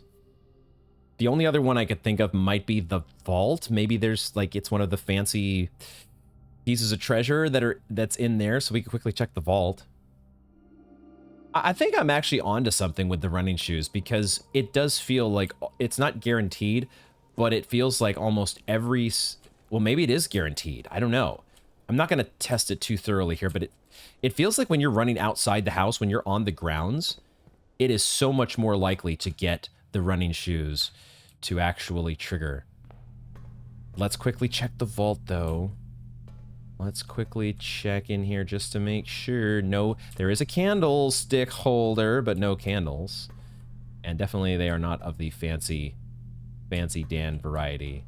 There's a trophy up here, though.